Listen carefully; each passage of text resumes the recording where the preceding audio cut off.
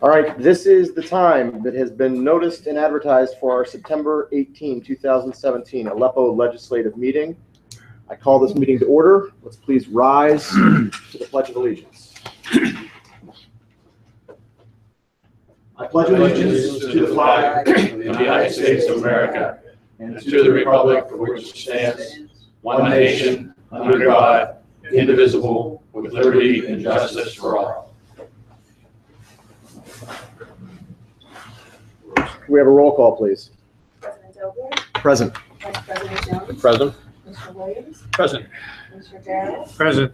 Mr. DePaulo. Present. Solicitor Stone. Manager Patterson. Just for the sake of order, Commissioner Stone called a few minutes ago and said that he was running late and that he would be here shortly and for us to get started without him. So we are doing exactly that. Before we get started with any of our business, please be advised that all of these meetings are recorded and simultaneously streamed live to the internet. So everything that's taking place in this room is going out live as we speak now. We don't have any viewers right now, but they come and go throughout the meeting.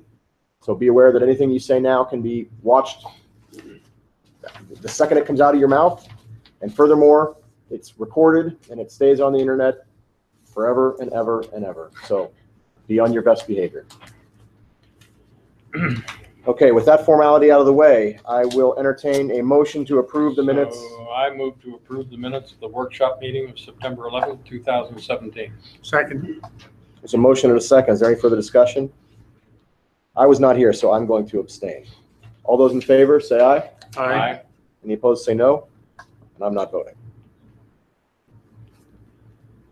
Okay, presentation of the 2016 audit by Mark/Kim Turnley.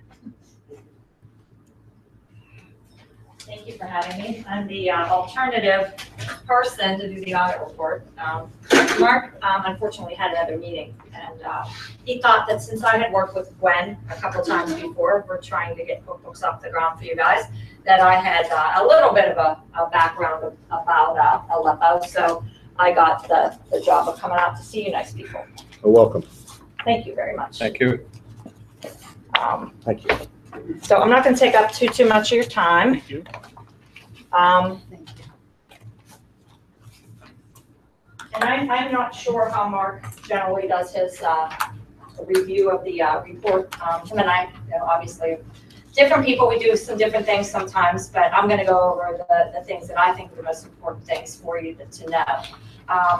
Firstly, the most important thing, and I'm sure Mark tells you this also, is that you receive what we call in the business an unmodified opinion on your financial statements, which means that you're in compliance with GAAP. And honestly, not every municipality is. We don't have a lot that really are. Most of our municipalities choose not to present full GAAP financial statements. They choose to present either cash basis or modified accrual, and they don't go to the extent of presenting an MD&A and doing all of the entries and the disclosures that GAAP requires. But you guys are one of the communities that choose to do that. So you're at the highest level of accounting. And everything that's in the financial statements, again, are in compliance with those GAAP requirements.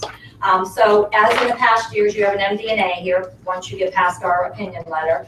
The format of the financials has not changed substantially at all from last year. There's a few more GASB implementations that were done, minor things that changed, note disclosures that we will do for you. Nothing really earth-shattering. You did have the big GASB 68 in the prior year that was giant for some municipalities for net pension obligation. But you guys have a pretty good,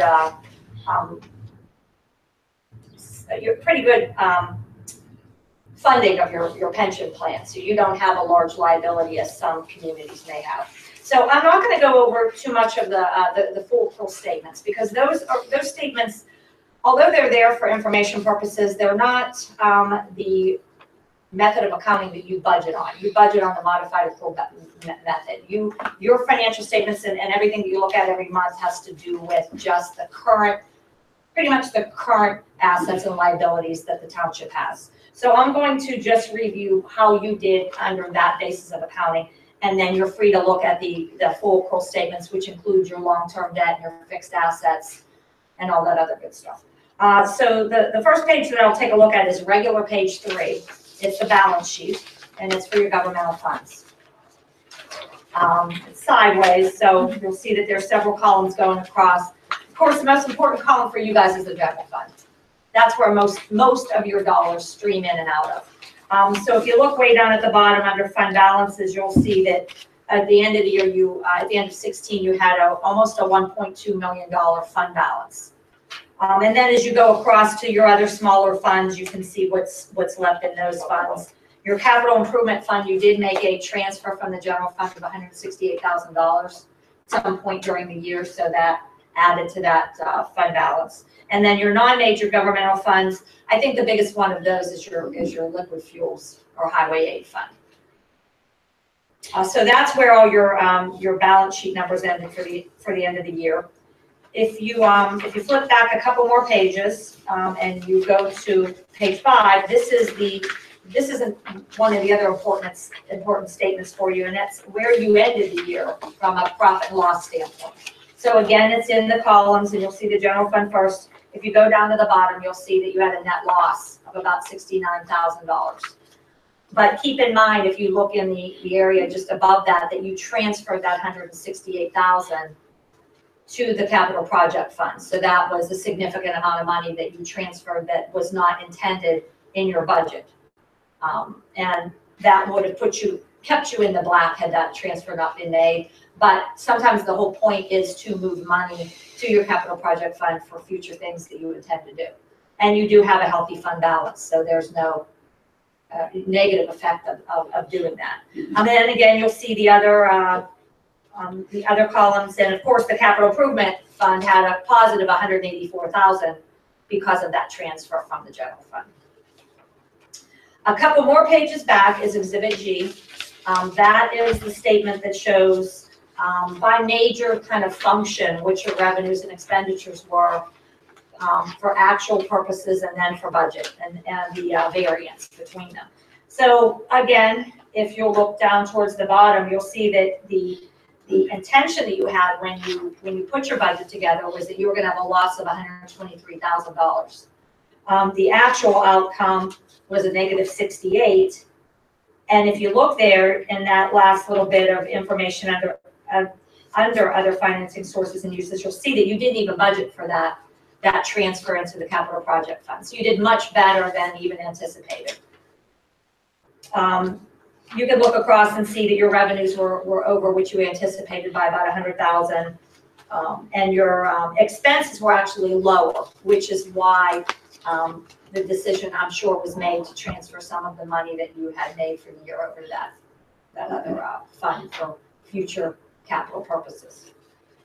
And also, I always tell people in the back of the audit report, to me, these are some of the most important schedules that you can look at as board members, and they start on page 36.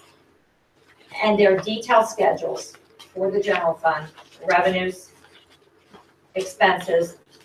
Schedule 1 is revenues, it's budget to actual and over and under, and then Schedule 2 is expenditures in the same format, budget to actual and variance. And these are important because they give you guys a chance, once all the audit entries are made and the payables are booked and all that, to look at where you ended the year for budget for actual, line by line, the way you budget. Then that will give you an opportunity to look at maybe areas that you want to change in your budget for the upcoming year. So that's just something for you guys to take a look at down the road. That also in the back of that, in the very back of the audit report is required information for under the new GASB 68 for pension disclosures. That's just stuff that you're now required to put in your statements. What else can I tell you? The notes really not changed too much. Boring reading, but you're welcome to read through them. They do give you some good information about the financial statements. One of the notes that I like is the debt note that gives you your detail of where your debt is and how long it's going to take you to pay it off. That's kind of a good note again for a board member to take a look at and see how far out your debt goes. and what your balances are on that. Also, your capital assets are listed in more detail back there, and what additions were made, your assets, your capital asset accounts, and what deletions there were, depreciation, that sort of thing, if you're interested in that. Other than that, let me see if there's anything else interesting. Your police pension plan is also in the exhibits and shows your assets at the end of the year, and then the revenues and expenses that came out of that. So that's something to take a look at. And your non-uniform plan is not shown in the exhibits because it's what's called a multi-employer plan. So we don't put those numbers into the financials.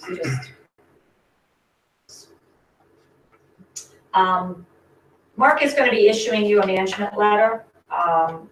He was trying to get that done today, but he had some other issues that he was dealing with. So he will forward that to Gwen, and she can then forward it on to you with any comments, recommendations, suggestions that he has as far as the 2016 audit. I did send Gwen a couple of other letters. One is the client representation one, which I think you got there for me. And the other letter is a standard letter that we give you. It's called we call it a SAS 114 letter.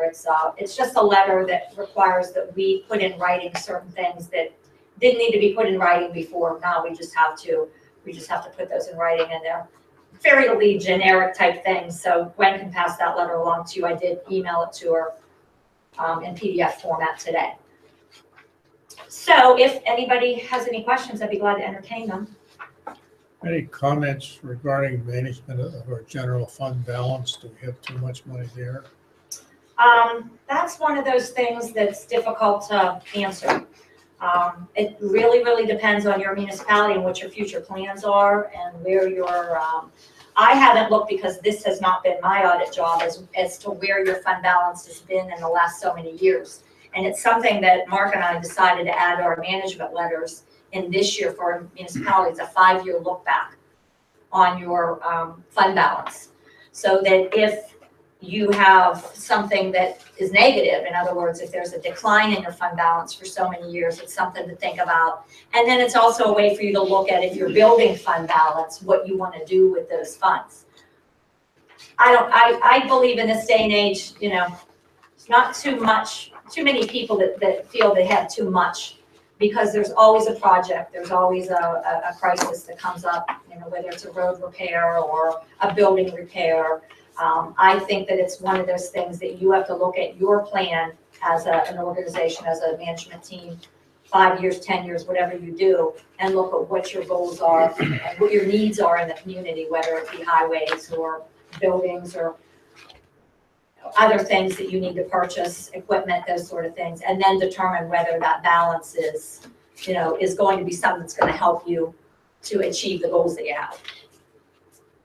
And I know that I have school districts that, you know, I had a few school districts years ago that had really, really big fund balances, but they needed major school renovations, and actually a couple of them needed new buildings, and they were able to use some of those funds instead of borrowing money. So kind of like a tough question, because it's an individual thing based on your community.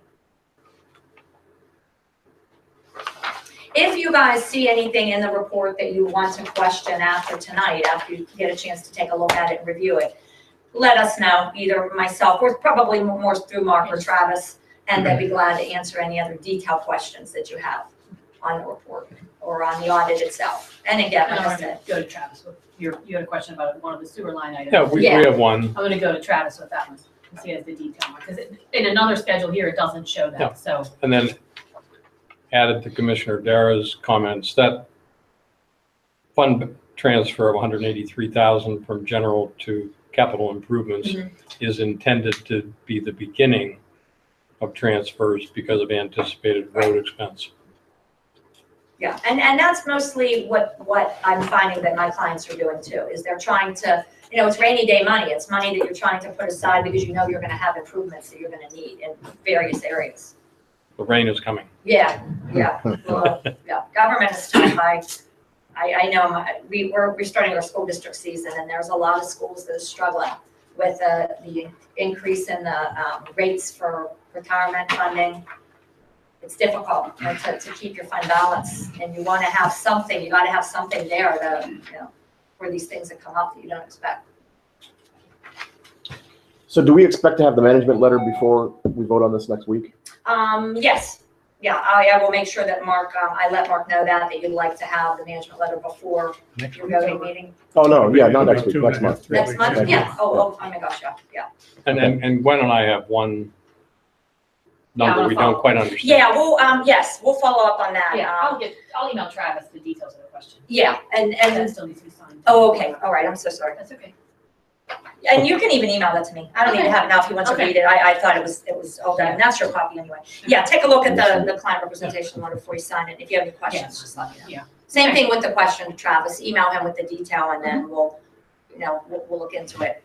I did a review of the MD&A and a cursory review over everything, but it was his. Yeah, know, it's detail. clearly, he grouped a couple things and I just need to know which ones he Yes, grouped. right. That's all. Yeah, when you're doing the MD&A, things are not as spread out as when you see them in the back of the audit report. So Right. sometimes that may be misleading. Well done.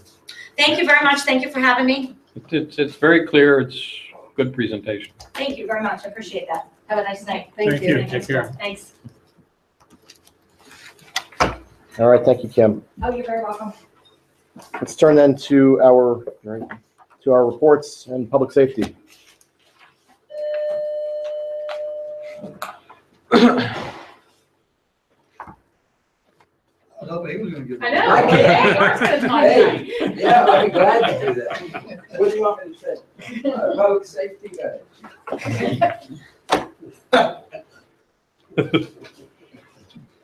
All right, well, the count police activity in Aleppo Township for the month of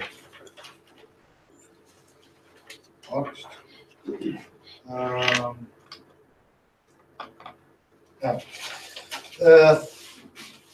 Out here with a theft report. This was a property that's not abandoned, but they're not living in it. They have a garage on it, and they believe there was a generator taken from the property.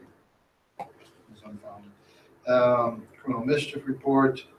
This is the World Vision. We talked about that before we got the guys going in. So there's a later report where they actually caught them when they were going in. There was reports prior to us catching them that they had gone in the dumpster and did some damage to the door going into it. But the guys did catch them and we'll be done with those people. Fire call. This was someone who was burning some brush on their property. And we asked them to put it out. They put it out. There was a motor vehicle accident up on River Road. A construction truck backed into a fence. The company's going to take care of that. A couple of mental health issues. Individuals having some difficult times, and families been calling us to try to settle them down. This was an incident down at St. Mary's Church down there where they looked out in the parking lot and someone was standing in the parking lot screaming at them, and they got back in their car and left. And I don't know who it was or why they were screaming. Let's see, suspicious circumstances. This is, she thought maybe people oftentimes call, they come back to the house after long, the door is open and they thought maybe they locked it, but they didn't lock it. And we'll check the house out and make sure everything's all right. Usually it's just, everything's usually okay, but they get nervous. And if you thought you locked the door, but you didn't, you can home it's unlocked. So we're glad to come and go through the house and make sure everything's all right. It was a domestic, another fire call. This was a fire alarm at Muslim Village. It was a false alarm. Tree, over on Duff Road, a tree removal chipper rolled over the side of the road. And there was a lot of liquid spilled from the gasoline and oil, I believe. So they had to call the fire department after that. Vehicle lockout. We do a lot of those. People lock their keys in the car or other things they lock in. We have ways of getting in the cars for them. We do a lot of this. Suspicious auto. This goes to the thing at World Vision. They got the call, suspicious auto. That's when they were able to catch the people. Another tree down call. Family member thought someone had walked away from Sonic Village, but they were at the neighbor's house. With the elderly people, we get a lot of calls from family members. They don't get them right away on the phone, and they get nervous and they call and ask us to check. So there's probably 3, check on the welfare of the person. It's fine. Sick raccoon. They did numerous traffic posts over there. And the gentleman that was in complaining about the speed, we put the speed device up and then they sat. They weren't getting a lot of people that were driving crazy. I think they wrote 6 citations and all, but I mean, they sat, a lot of them sat for a period of time. People were driving okay. I'm not saying that they didn't see people speeding, but we just have to wait and see. Hold on. Here's on one, he clocked 24 vehicles. The highest speed is 31 miles an hour. Car that was repossessed. A busy month up here.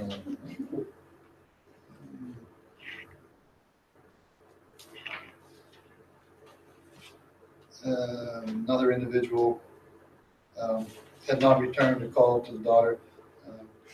The mom was okay. We made sure of that. Assisted PSP with a vehicle crash on the interstate. That shows up in your report because it was on the interstate in Aleppo. Another welfare check. Another welfare check, and another welfare check. All fine. Everybody's fine. That's all I have. If anyone has any issues or anything that needs to be addressed. That MVA you talked about, nobody was hurt on Weber Road? No, You said the truck backed into a fence, that was just property damage? that was property damage, yes. The construction vehicle was up and doing some more. Thanks, Chief. Thank you, Chief. Ladies. All right, public safety, that leads us to emergency management. Don't really have Well, why don't we, I mean, yeah, I mean, updates. Gwen and I should just let you all know that in the shadow of our Saturday morning that we did, she and I have been gradually chipping away at some of the to-do items that we came up with. And I don't, unless you want, do you want to hear what we've been doing? We can go through it.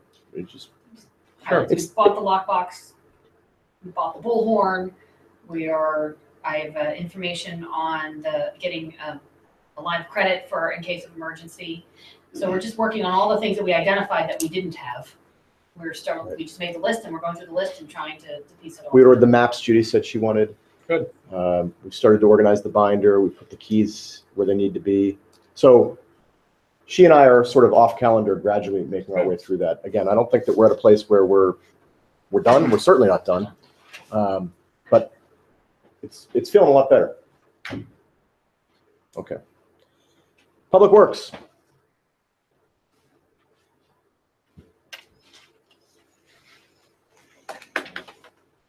So we cut back on the size of the Royal School Street we did over the back before we did the leveling course on it, so it's done for a year. We're cutting grass throughout the township. And we dug out and installed a curb on South Point over there, which is a pretty good sized project. And of course, we're going to go back in and talk to the whole area and do it. And we took down the speed limit sign, those with the edge drive. I'm sure everybody's aware of. I've heard. We told you to. Yep. Yep. That's what we're told. Yep. That's where it stands. So I had a question. Maybe I missed this last month. Maybe this was from the month before. But I saw y'all out there at the tennis courts down by the ridge. There's a deer. Yeah. What was the story with that? Dead? Yeah. Killed or? We think it got hit by a vehicle while Bearman had called us. So we had the backhoe close, so we dug a hole and buried it. Okay. So we removed it from there. Yeah, it was right by it, up against the fence, in fact. Yeah, it didn't seem like it was in a place. I mean, unless somebody dragged the body, huh? Chief, maybe you should investigate. I just is like people have been saying that they think that there's deer disease going around the ridge. There's one right there that says that. I mean, does anybody have any reason to believe that? Have we seen evidence of disease? May I? Yeah, please. I was reading that we don't have it in our area, but it's on the way, north and west of us. And I had expressed in the past about deer will overpopulate and they will get sick. And then you will have a real issue on hand. Fortunately, they don't seem to be anything that can be transferred to human beings, but you'll get a heck of a somewhere and you can't find it. Yeah. We have had some slow-moving deer. Are they sick? I don't believe so, but they are really reaching their limit of their food source. Right. They're Okay. taking to eating things now I've never have seen a deer. But we haven't found, that deer in particular didn't have any suspicious characteristics to it. We haven't found deer corpses lying around that lead us to be concerned. Okay. Anybody else have any Yeah, questions? just as a data point, when I was coming down the day before yesterday and also tonight, when I pulled up to the entrance or exit of the side of the main drive, right across the street where that red brick house is for rent, or is rented, I counted 14 deer the other night, and I counted 17 deer this night. There's been a lot. And there were 4 bucks in there. They normally don't come out in the day. There's a big one right out on there. Beautiful rat. All right, anything else for Tom? Thank you, Tom. Thank you, Tom. Let the record reflect that Mr. Stone has entered. Welcome, Mr. Stone. Thank you, and I apologize for my tardiness. That's all right. Thank you for calling and letting us know. Doesn't happen very often. Off calendar, we had gotten a copy of the Township Roadway and Rehabilitation Analysis. And Gwen shared that with me privately. And so I had asked to put a motion here. My motion is that we consider Appendix B to the HRG Township Roadway and Rehabilitation Analysis a public document and permit circulation. Second. There's a motion and a second. My point in doing this is just that I want to be able to attach it to our emails as we send them around and let residents know what we think of their roads and when we anticipate paving them and when we don't. We've done that in the past too, I should add. Yeah, what's the time frame on this?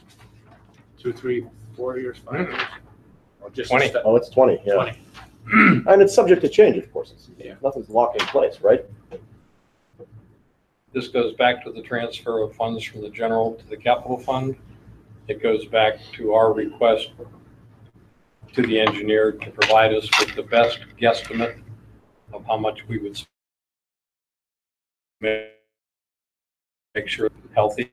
We know what we have to apply to those reserves each year. So it's a process which is going to all come together during the budget for this year. So I looked at the engineering report. We met with the engineer. I think it's very well done. I think it's as accurate as you're going to get. So why not display it? All right, any other discussion? Yes. If this is going to be sent around just as is with no explanation by email, I think Gwen's going to be overwhelmed with phone calls thinking that we're about to repave the entire township tomorrow. And we should have a timeline on this. And, I don't know if it's possible.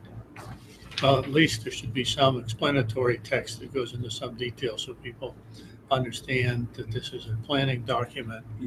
Yeah. And can you even read the labels at the top of each column? Not without my magnifying glass. But I think there are some that are actually missing. No, I agree, Dan. It should be, there should be some explanatory note because it's in 5-year segments. Well, Gwen, it's in the report. We have verbiage, don't we, that explains? I'm sure that I can pull certain pages to make a small group. I mean, rather than the giant bound report, I can pull certain pages. In the summary, Commissioner Dara, it does say in the first 5 years, we're going to spend $568,000 or whatever. Right. But that's explanatory. Yeah, that's fine. But just the table by itself, I think, would be confusing. Commissioner Dare, is there language that you can dictate to me right now that we can put on it to move it along so that we're not trying to do this by email? Actually, I don't You think it's too detailed? competent to dictate language to explain this table since this is the first time I've seen it. Mr. President, I think there is language within the report that we can use direct from the report.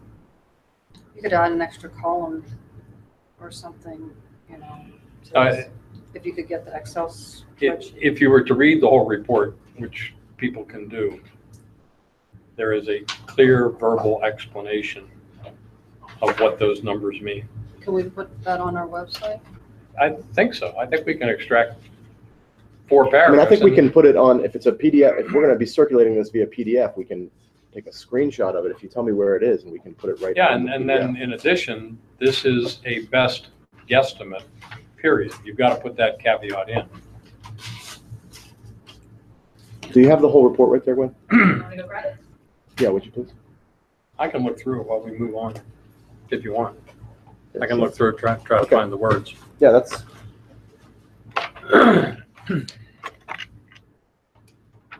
So to the motion itself, which is treating this as a public document, I think we can vote on that. Okay. Then, any further discussion? Well, I'd like to change the motion to include Commissioner Dara's concerns. Okay. So Do it. I mean, the motion on the table is to consider Appendix B to the HRG Township Roadway and Rehabilitation Analysis public document, with subject to appropriate explanatory notes. permit circulation with appropriate explanatory.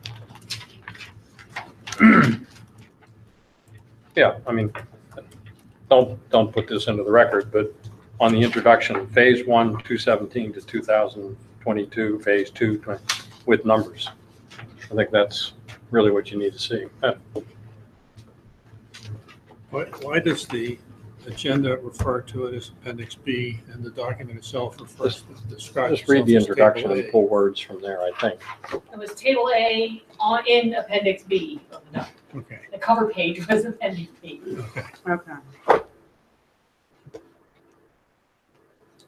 That's a lot, that would be a lot to look through on a website if we put the whole document. No, in. if you just Do the take a quick executive look at the summary. introduction, the facts that you need to make that chart a bit more digestible are there.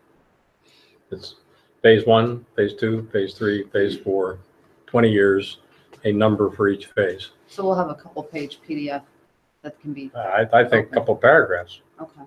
But I think Commissioner Dara is absolutely right.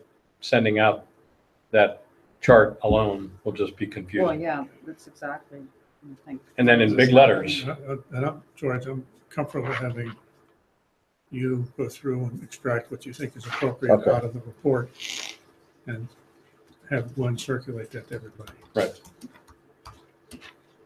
And again, in big letters, this is a guesstimate.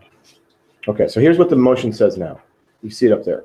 Consider Appendix B to the HRG Township Roadway and Rehabilitation Analysis, a public document, and permit circulation with appropriate explanatory notes as provided by Commissioner Jones. Sure.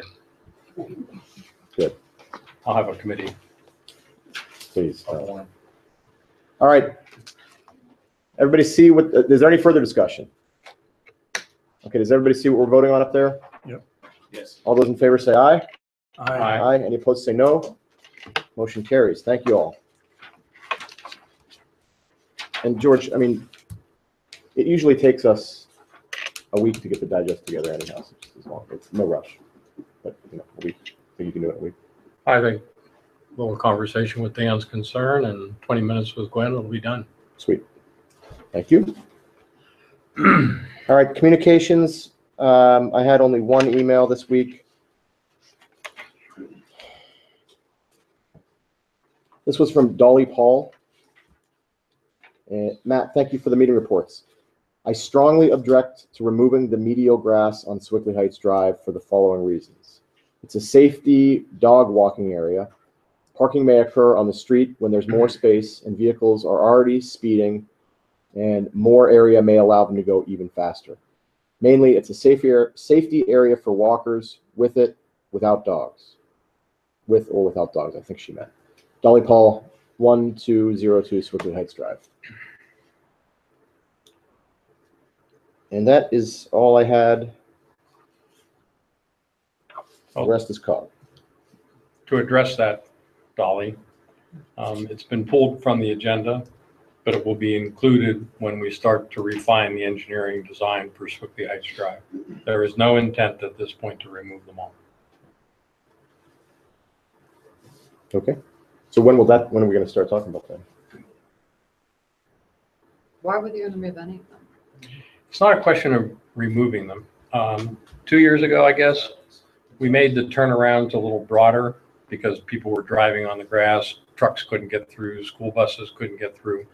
Some people have suggested removing them all. Other people think that's a very bad idea. In my own opinion, I think there's a compromise coming where some of them are simply shortened or narrowed, but there would be no reason to address that until we repave the road, which is soon. So as part of the engineer's design parameters, we will consider the islands.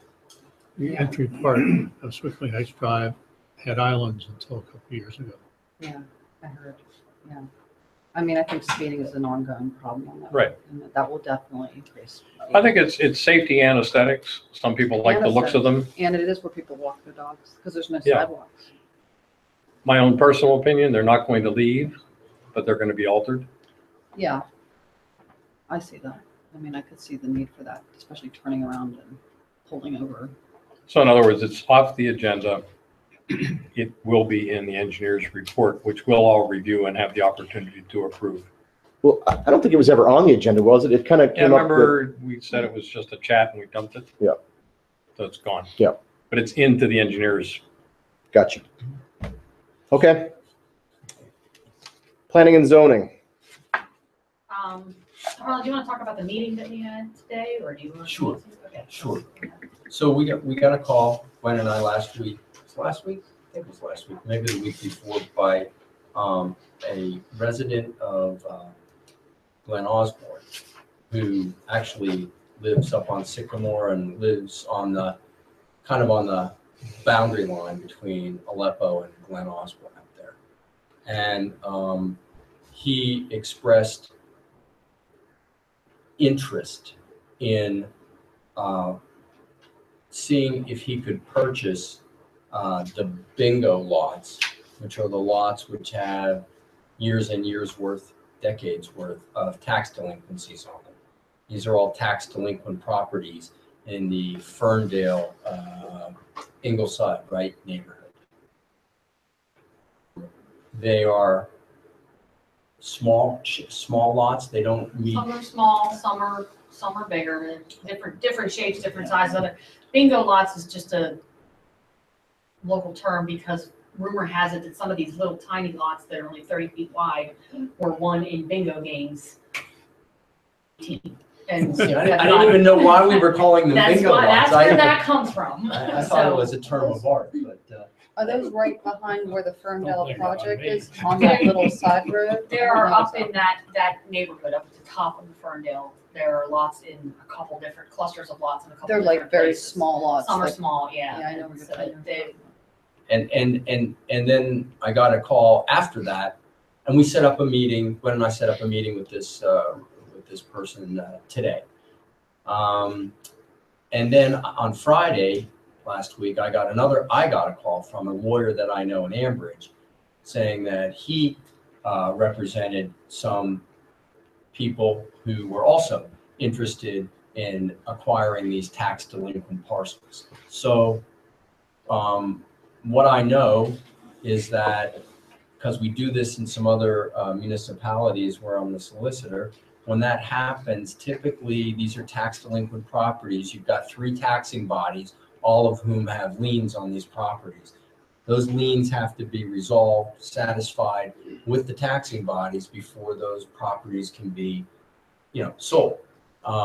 Or alternatively, when a municipality knows that there are interested buyers, they can actually put the properties up for sale, knowing that someone's going to show up at the sale and bid on them. The advantage to the municipality, school district, and the county is you get these tax delinquent properties that have been tax delinquent for, again, decades in some cases.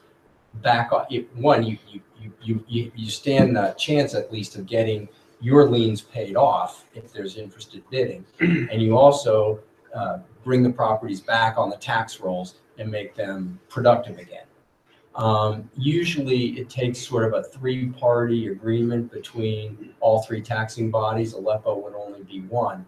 And again, typically you would push these properties to sale by, what I normally do is I notify the school district solicitor who has the largest lien and the biggest stake in getting it done.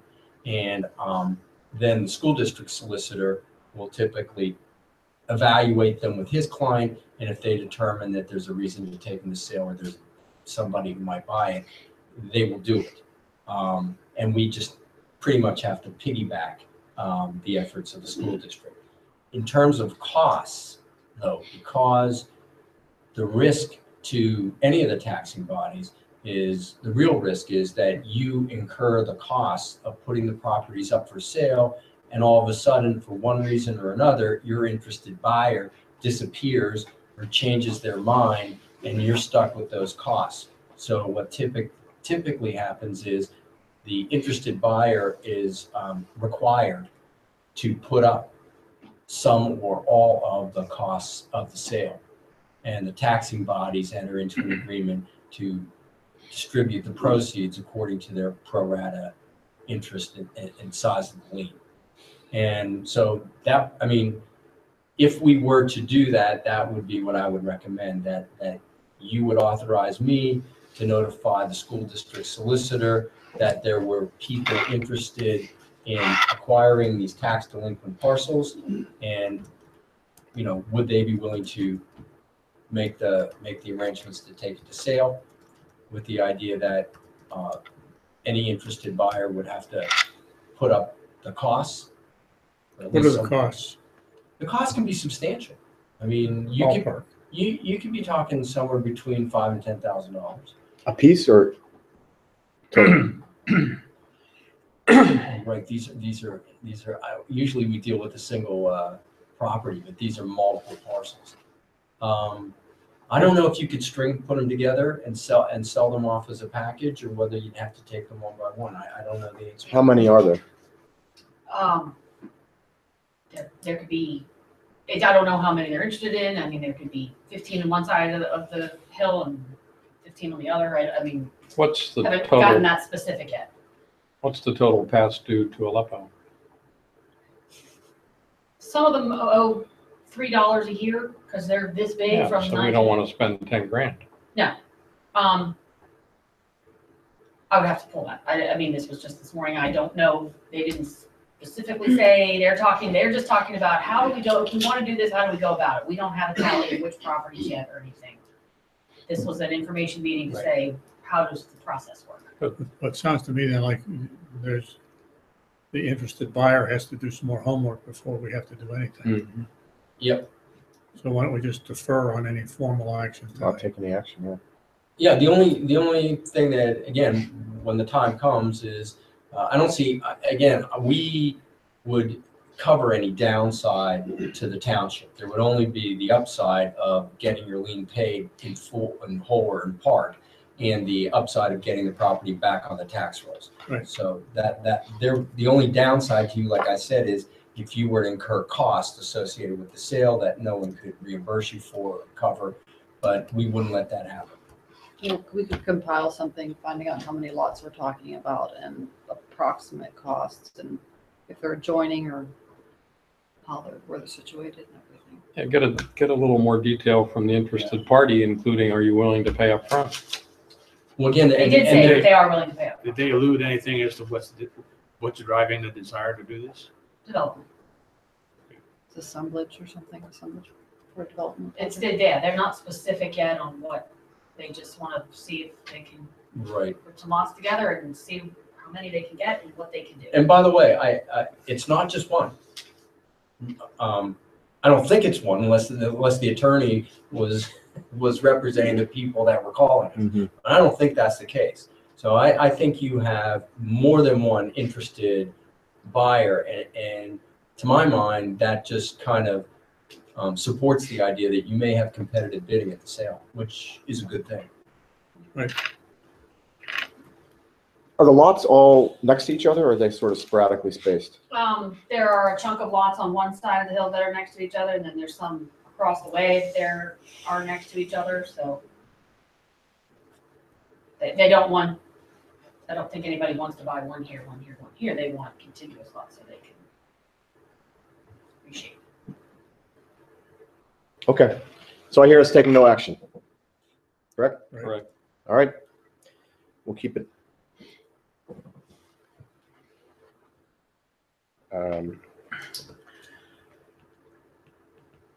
Just If make a I note for might. myself. Okay. I move to appoint William Barnes to the zoning hearing board to complete the balance of the term ending December 31st, 2017. Second. Is there any further discussion? All right, let me get it up here.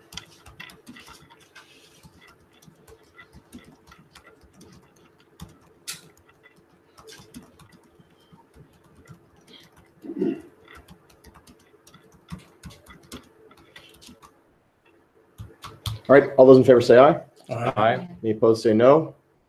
Motion carries. Thank you. Move that we reapprove the Minnick subdivision plan due to prior approval expiration. Is there any Second. is there any further discussion? Did you discuss this last week? Yes.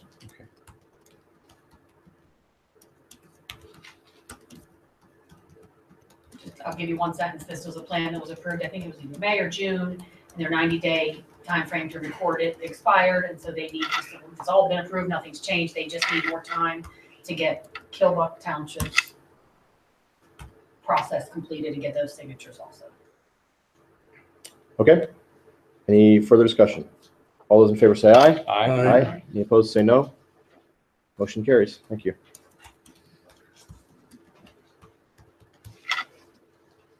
Tax collector.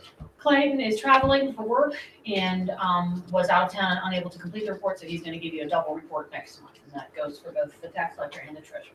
Okay. Okay.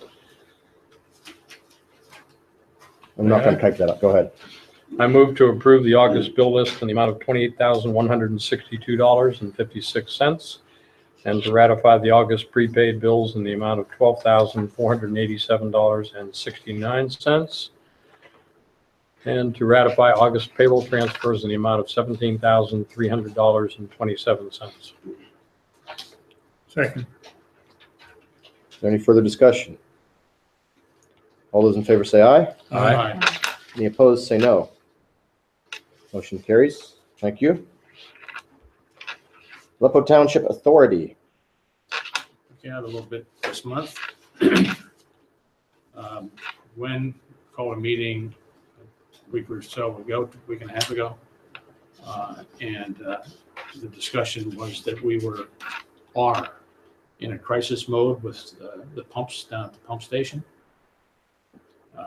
They are failing about as fast as we put them in. The last one that they put in line, after 23 hours of installation and 23 minutes of operation, the pump failed. We have one pump being repaired, and I believe that that's the only thing that we have between us and desperation. So the group, along with the engineer, had an extensive conversation, and the ideas that we're following at this moment is that because these things are out of control from an engineering standpoint, no one knows really what's wrong. We thought we had to fix the last time that we did it 4 or 5 months ago. Obviously, that was erroneous information. We are leaning very, very heavily to rip the pumps out, go to non-submergible pumps, have the pumps adjacent to each other rather than 34 feet apart, and basically re-engineer the pump station and get on with it. The engineer is in the process. As a matter of fact, I think that he's almost done in giving us a cost estimate of two cost estimates. One, to take out the current pumping system and replace it completely with adjacent pumps.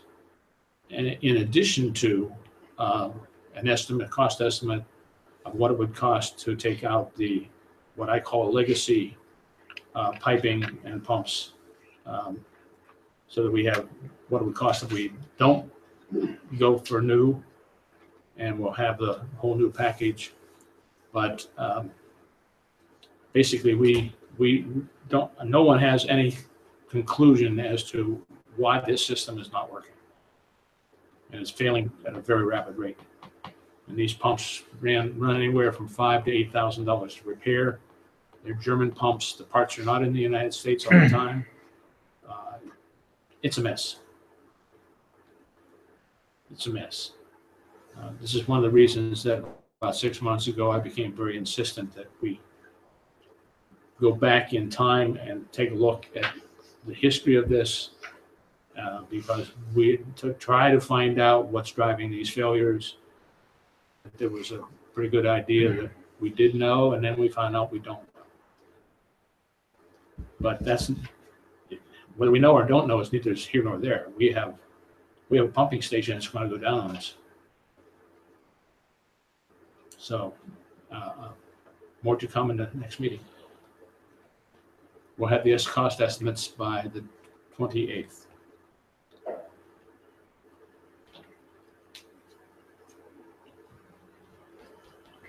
The second is a minor note.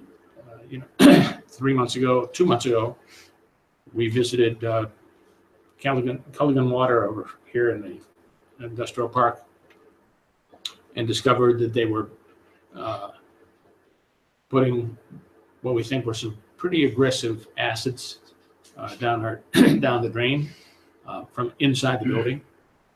And I think that I know that Bill has traced it from their door all the way down to the pumping station. It's eroding the gravel, and that's where we found out there was something wrong. The gravel ended up down in the pumping station. The grinders down there are not made for grinding up rocks. And so we know we have to do something. We are putting testing stations in 2 places, one right outside their front door, which is our manhole, and one a little further downstream, or no, further upstream, to prove that there's nobody above them dumping in the system. And they have, I believe, that they have agreed to put 2 sensors inside their own plant, where we know that the material is coming from, the acids are coming from, so that we know we can prove beyond a shadow of a doubt that it's going to be repaired, but also they're going to pay for it once we prove that there's. Has that been reported to DEP? Has their discharge of acids been reported to DEP? I personally don't know that. I suspect that the engineer probably has done that at this time. We know what it is, what the acids are? What do we know what acids they are? I really don't know, but they're in the water business, and they bring those canisters back, and they put them through a fairly rigorous process, and basically they're allowing that process to flush out on the floor.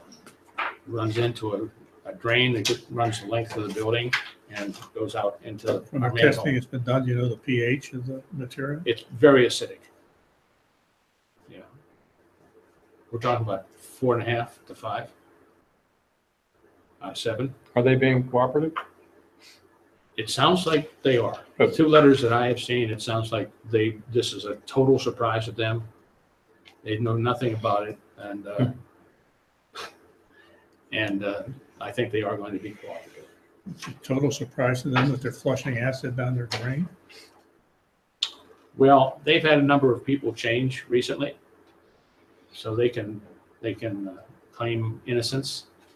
But- It's a No, strict I'm sorry. liability business. There's no innocence when you have a Yeah, violation. I understand that. I'm saying, talking about the person that we're talking to, but it really doesn't matter. We have it very well documented. Does the acid have any effect on the operation of the pumps?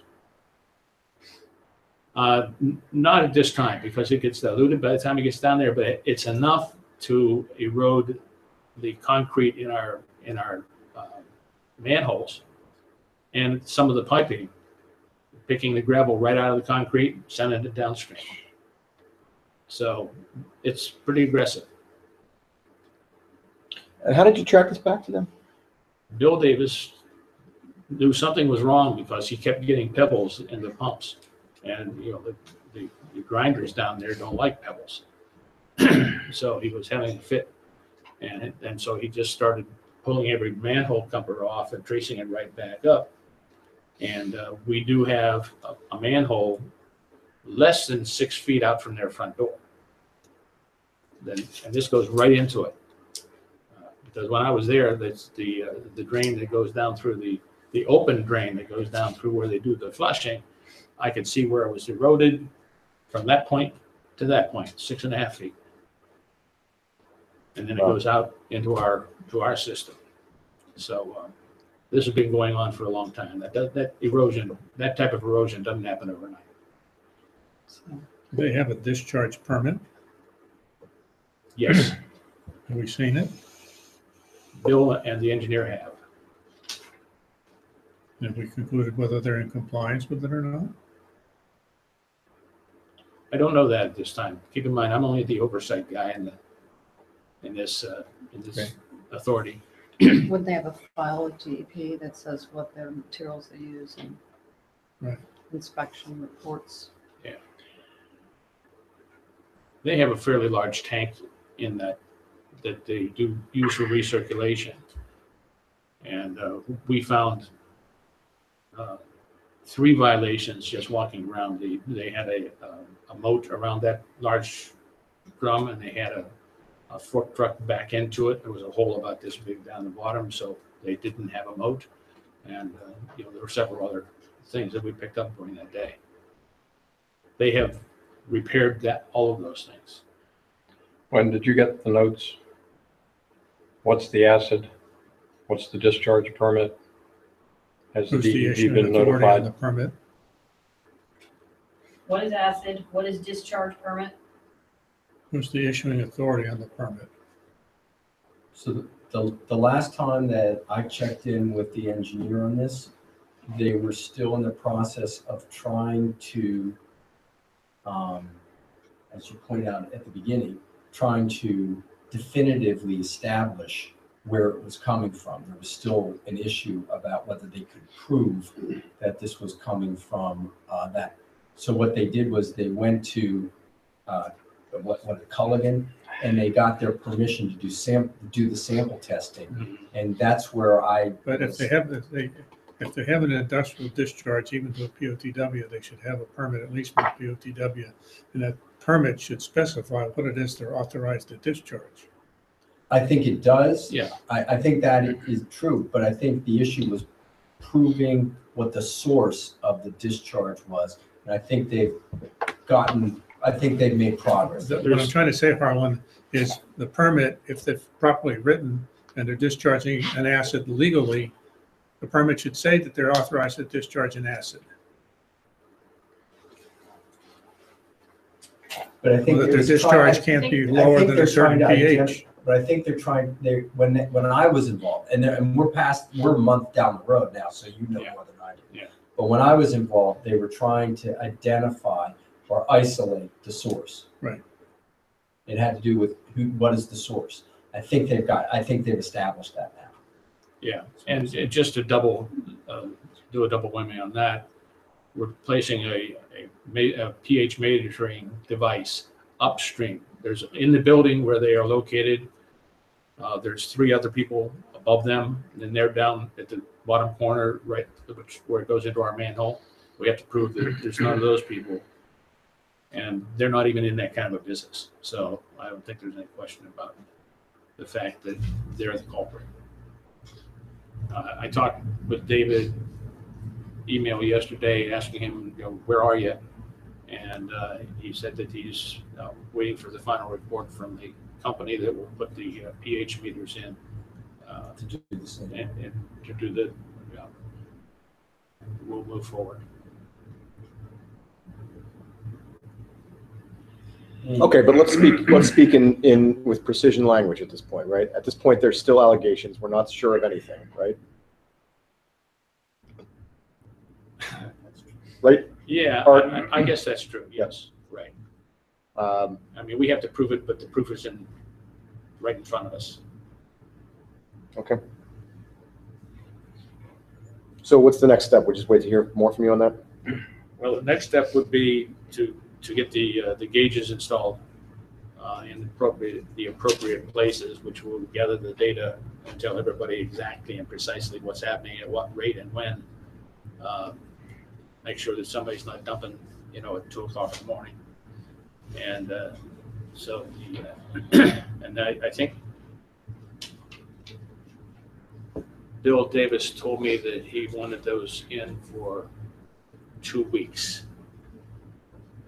Of course, Culligan's going to pay for this because that's what the permit says. If they damage anything of ours, they're responsible for it. Assuming that we find them to have fault. Yeah, of course. Can we have DEP come out or code guys and look? Not even. I think under our rules and regulations, the point is that if we even suspect and we have to monitor to do the monitoring, to establish what the source is, we can require them to pay for the monitoring that we need in order to establish the source. So I think That's right. whether they're found to be the source or not, the fact that we had to incur the cost of doing the flow monitoring, it goes back to them under our rules and regulations.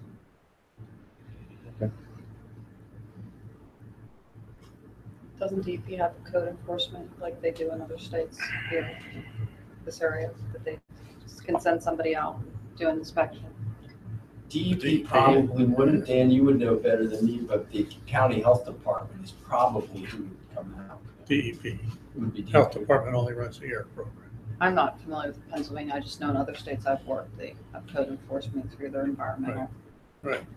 It would agencies. be DEP. I mean, is it impacting the pH of our discharge to Sewickley? I believe no one believes that it is because by that time the volume is much higher. And we have the It's diluted. NPDES permit Yeah, as well. all the you know. damage is being done up, from their building out Permit. through Well, our we have several that- Don't we have the manholes. issue that we could be in We should compliance? have a POT. It could be Let's that just have one conversation, Tom. Sorry. I'm trying to. all the damage is being done from inside their building and then from our manhole out to the end of the industrial park. But that's enough to erode all of this agate out of the cement and send it down into our crushers. I mean, we all opened up the manhole. You can see it right away. Yeah, I mean, there's a So part of it's it. something that's been going on for quite some Oh, period of yeah, time. this is not just this week, recently, this has been, I would suspect, a couple years. With my limited knowledge. Yeah, I just wonder if the agency does some of this testing and, if we don't have to bear any of the cost. I don't know We're how it not- works here. We won't bear any of the costs. Even up front is what I'm saying. Yeah. If the agency came out and The, did the sample. the testing company that our engineer contacted is doing testing in this place, the area all the time. In other words, they always have people up here within every 5 to 7 days, looking at all their various monitors. So they're known, they're reputable, and we have no reason why not to go with them. Commissioner Williams, do you feel fairly confident that the authority has this under control or in hand? It's not under control. Do we have it in hand? Yes. Okay. That's what I mean. They have a plan. Oh, yeah, absolutely. Okay. the plan is before our very eyes. You just open the manholes and you see it, the concrete's going away smooth and big pieces of agate are out. So isn't the concrete pipe gonna have to be replaced? Um, I mean, otherwise, In one manhole- otherwise you're just discharging to the groundwater and not to the sewer system. I'm sorry again? I said, otherwise you'll be discharging to the groundwater, not the sewer system. Well, that'll be up to what we find out downstream. I'm sure the manhole cover that's right outside their door will have to have some appropriate work. Shouldn't wait too We'll long. find out, you know, when we have what we have, and Bill has already inspected every manhole cover all the way down to the station. Authority has these, and they're Yes. working on these things. They Yes. have an engineer. Did you say they have an engineer looking at it? Yes, Okay. and a testing company. And a testing facility. Yeah, so it's a matter of getting the meters, the pH meters installed, and getting the reports, and that'll sort of be it. I don't think, I would be surprised if Culligan does anything to resist this, because the evidence is so obvious. And it's right 5 feet from their door, so it's not like it's coming down, you know, from 2 miles away. Okay. Any other questions? I want to go back to the first subject. The engineer has been asked to find alternatives to the German pump. They've been asked to find somebody that perhaps would be able to O&M the existing pumps, because Bill Davis has said, this is not what I signed up for. When these pumps go, it's a pretty dirty issue. Mm-hmm. They're going to have the quote for the fix 28th. Mhm. And then there'll be the issue about, was this a design flaw that the owner of the system should fix, or is this an O&M that the operator should fix? Okay, Keeping in mind that it all comes out of the same checkbook. all comes out of the same people's pockets. I would ask that either you or Bill or whoever's communicating with the engineer, ask him whether he has asked of Culligan whether they have met their self-reporting obligation.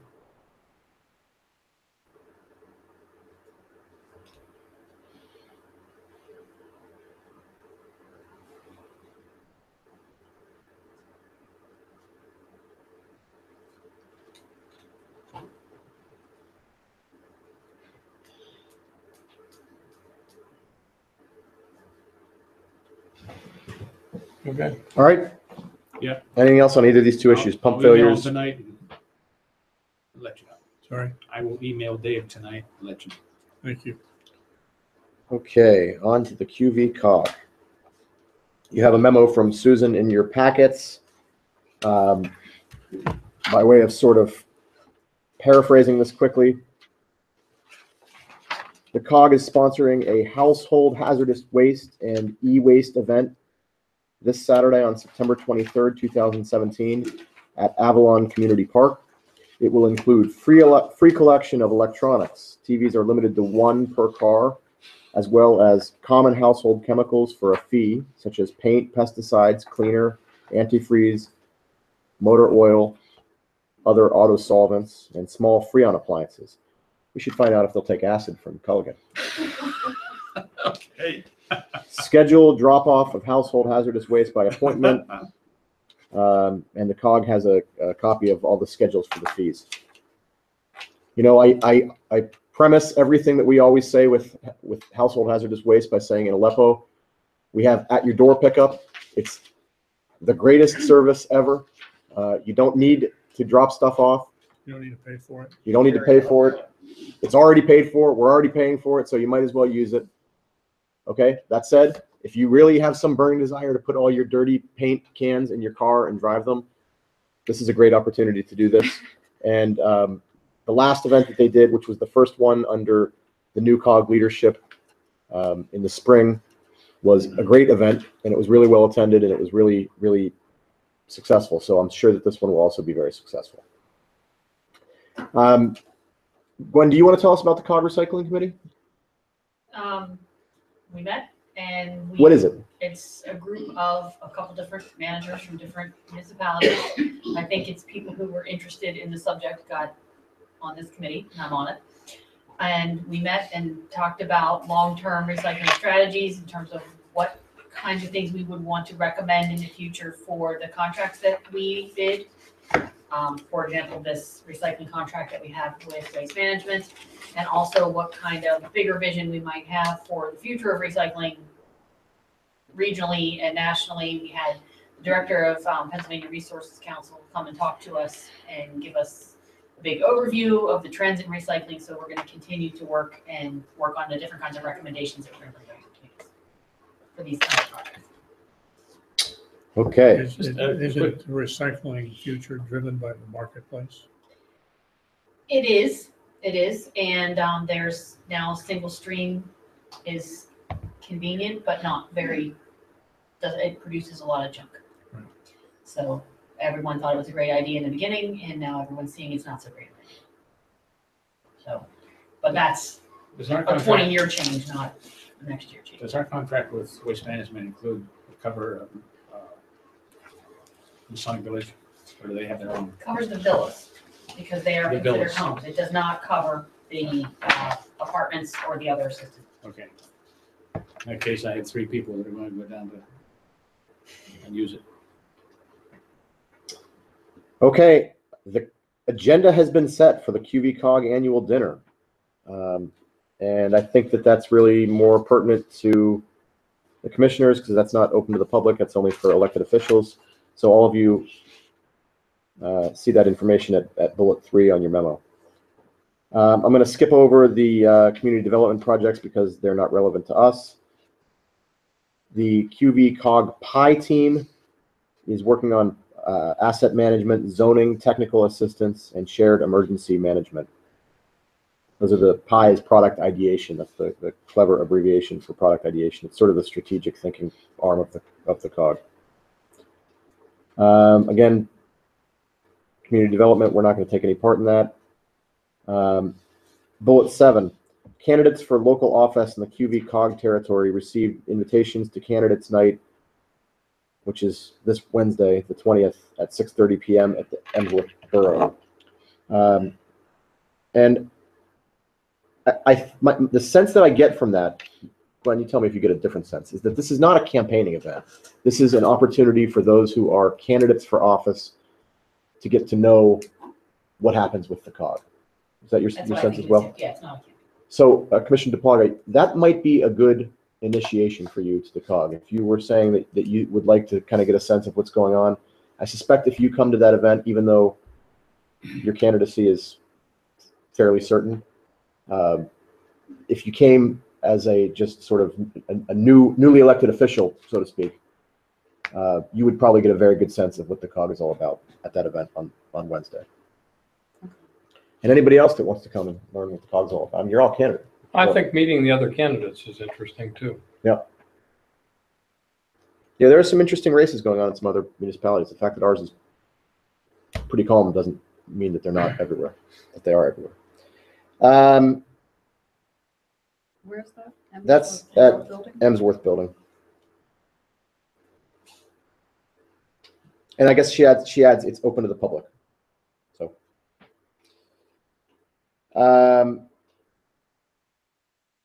the Quaker Valley Council of Governments recommended that the members of the QVCOG adopt the volunteer firefighters and EMS tax rebate program. Where are we on that? That's on our agenda. It's on our agenda for later. Right. Okay. And then we have a nice send off to 2 of our interns who did very good work this summer. And that's it. So that's the COG. Any questions? Ambulance Authority. Never mind. Oh, okay. MS4. Ben, we had signed forms to give a check. Ben gave a presentation last month, and that application was sent in, so it'll be weeks to months before we hear. Yes. And we now have new catch basin cleaning forms, which is an important step. We have to document everything that we do. So we have new forms and new procedures on how we are going to document each catch basin that's cleaned out, taking photos before, after. We have a bunch of different check boxes and assessing the condition of the catch basin and action that will happen if the guys see something funky in there. So that's another thing to cross off on the to-do list for the MS4 is that we're not gonna be able to document appropriately all of the clean out that we have to do. We will be renting a small dumpster to put all of the catch basin cleaning into it because we're not supposed to just dump that stuff anywhere. It's supposed to be taken to a place that accepts solid waste. So we'll have a small roll-off dumpster where they can fill the truck and dump it all in there. What, just debris or stuff Debris. that's polluted? No, just we, Leaves and gravel. yeah, leaves and gravel. Okay. Yeah. That's what most of our catch basins are, just Yeah. gravel and lakes and rock. At the presentation on MS4, there was a discussion about the pond in Aleppo Township in the manner that talking about improving downstream potential contributors. One of the neighbors, for a different reason, happened to put together this aerial photo which shows you the pond. And I brought it just because it shows that there's two parts of the pond that are in Sewickley Heights Borough. I think he's talking about the pond. Well, no, he's talking about the Below. pond further downstream, but Right. he's talking about who should contribute to the cost of doing the work. Okay. And all I'm suggesting is there's surface water runoff from Sewickley Heights Borough that's going into that system. So, Is that the line here? Yeah. Oh, it's that close. I will get that to him. I'll get to Can I see it, please? I don't know how they'll do pre-treatment with those sides. That looks a little steep. they're just sedimentation ponds. Oh, they're just gonna use them for collection. I thought they would do some pre-treatment with, like, They're just reducing sedimentation. So you're talking about this portion here is in Sewickley Heights? This arm and this arm feed into the pond of Sewickley Heights. I see. Okay.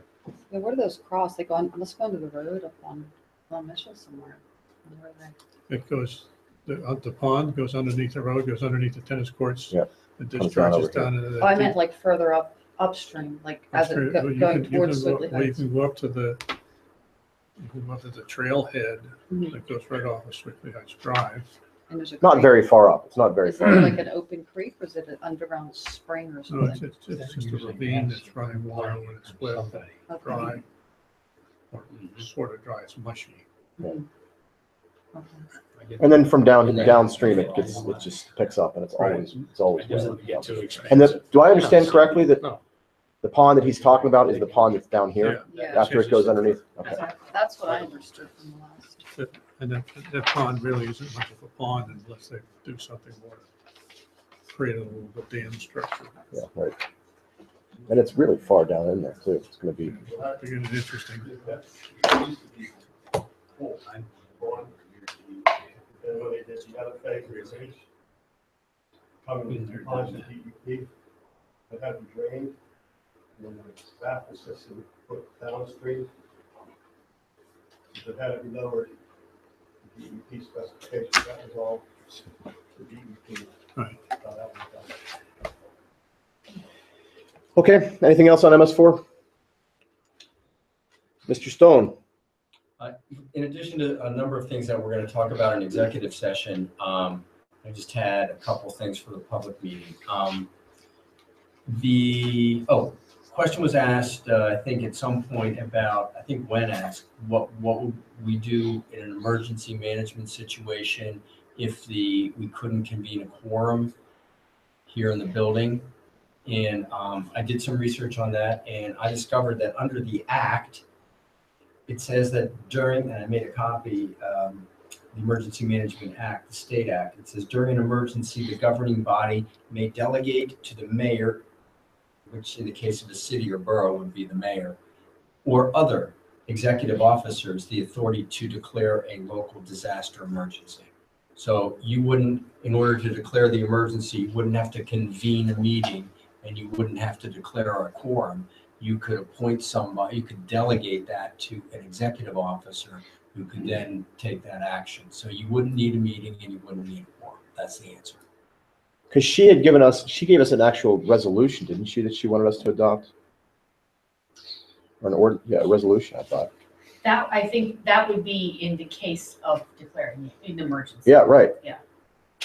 So did we need to Well, you have a could- quorum in order to adopt the emergency resolution? Or could it just be, you're saying it could be declared and then once everybody's together, you could adopt it? Correct. I think this anticipates not being able to convene a meeting and having an executive officer delegated in advance to declare that emergency. Now, I know we did that in Osborne because it was a borough. We delegated to the mayor the power to declare the emergency in his discretion. So again, there was no need then to call a meeting of all the borough council. The mayor had that authority and it had been delegated to him up front. And So- can we delegate that to Judy? No. that's No, right. she's not. She's not an executive. She's not an executive. So It's one of us in this room. it could be any one of you or Gwen, I think. I move that we appoint Gwen. Show of hands. I move that we appoint Gwen. What's the language of the law, Harlan?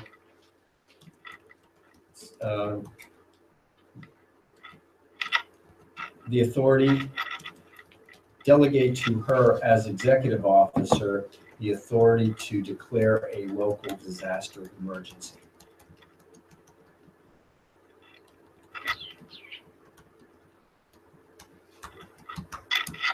And why don't I actually make that, does it need to be an individual or can you appoint the role? Can I appoint our township Your manager? role. Yeah, you can make them, you can delegate, just like you can delegate to the mayor, you can delegate to the manager. Okay, Can I have a code person? Like a backup for me? Do you want to do like I have the authority and that or someone else, or do you want to just? Yeah, that's great. Do you live in the township? I don't. Yeah, that might be good to have. And/or other elected official. You can name a position. And/or other elected official. Or the president of council, or the vice president of council. why don't we, can we not name, if we're naming multiple people, can't we say that, Just maybe name we the don't. office, you don't have to name the person. Right. I was gonna say, how about any commissioner, but we think that's too, But if Well, she's no, not- can't we doesn't say live and there's an and/or emergency? any elected official? can we say that? And then the follow-up to that is that, That's fine too. But if you make any elected official simultaneously the person that can declare emergency, you could have all kinds of different declarations. 'Cause yeah, right, that's talking to each right. other. Right. Mhm. You want one, you want One one voice. voice. I would say the president of the commissioners.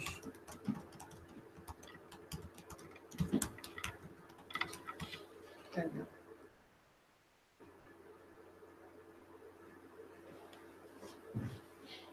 Appoint, you don't appoint the authority, appoint Grant? Grant.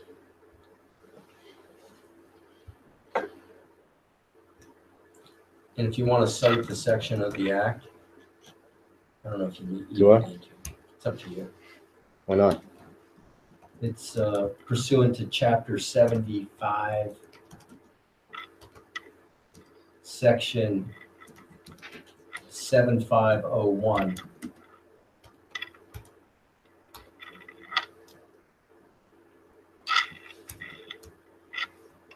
Of the state emergency. Oh, okay. Well, don't, yeah, just set chapter and sections. Chapter 75, 7501. Yep. Okay, so that's my motion. My motion is to grant the township manager and the president of the Board of Commissioners the authority to declare a local disaster emergency pursuant to Chapter 75, Section 7501. Second. There's a motion and a second. Is there any further discussion? All those in favor say aye. Aye. All those opposed say no. Motion carries. Thank you.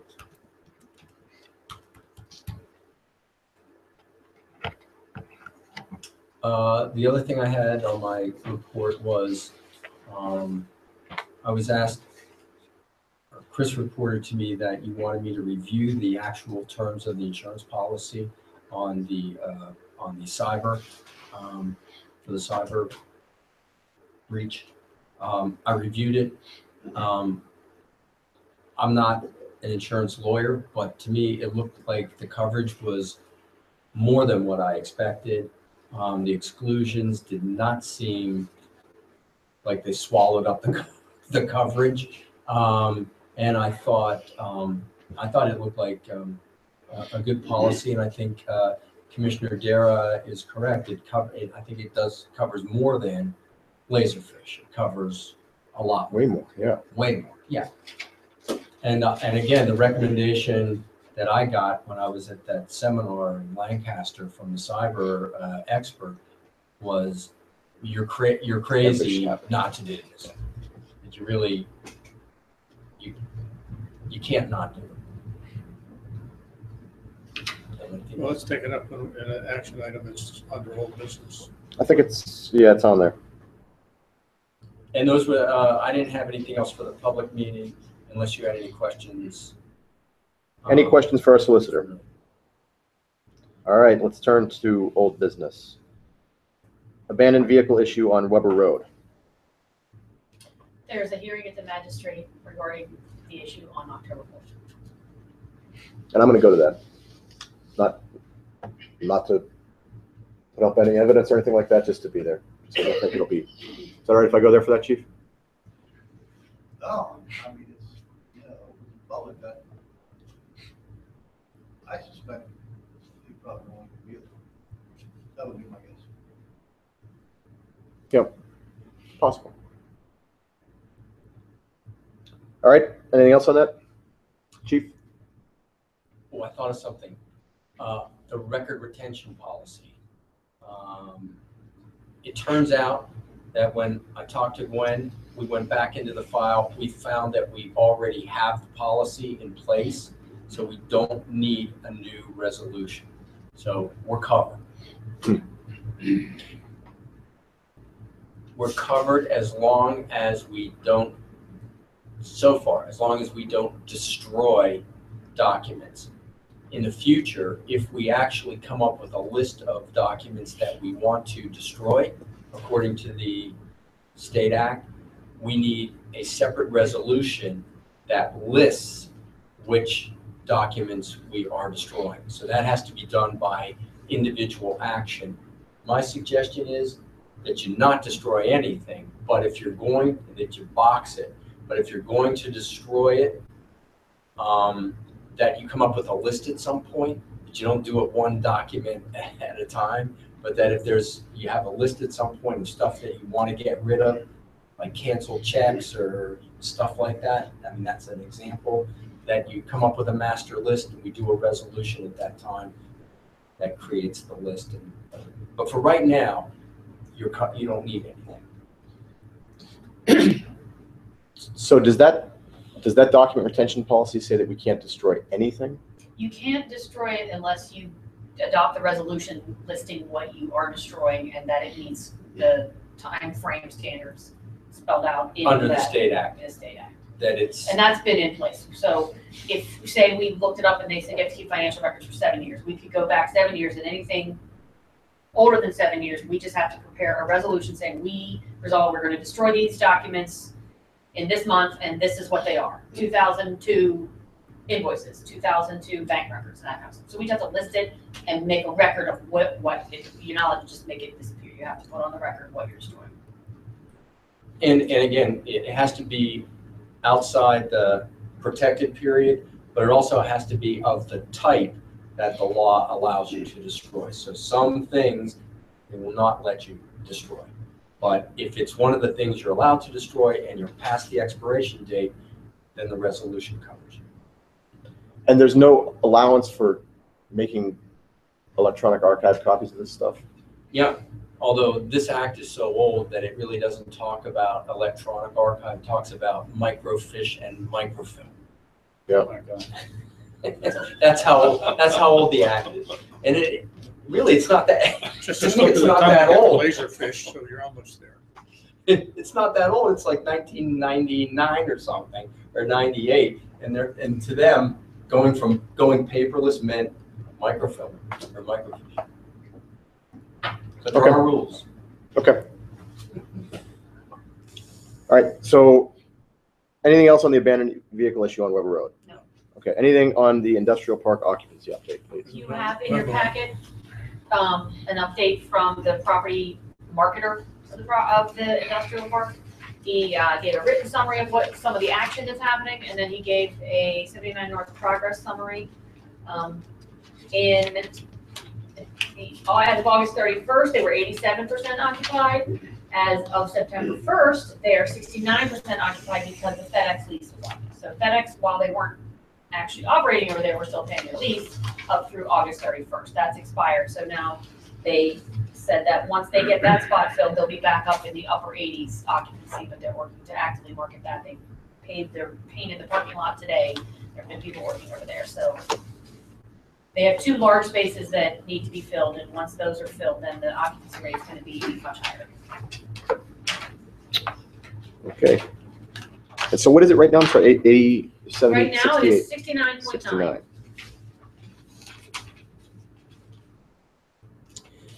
Okay. Last month, we carried over a motion that's still on the table to install the mass notification and public alert proposal from Swift 911. So that motion is on the table and does not require a second. Is there any discussion with respect to that? I thought we tabled it because we were attempting to determine whether we could get a reasonably sufficient database to put into the system to make it work. We did. That was the reason for it.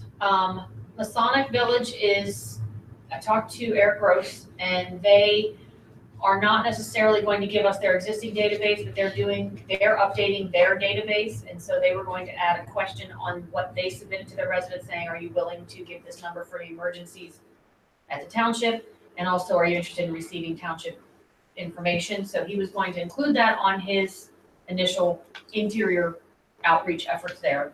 We can also follow up for anybody that we don't have. Talked to the Manor, and they said they voted to approve giving us their contact list of the residents. Susan was updating that and going to get it to us. I talked to the authority, and we pulled their mailing that they gave when they sent out for phone numbers, and it does say this information is solely for the use of the Aleppo Township Authority and will not be provided to any other party.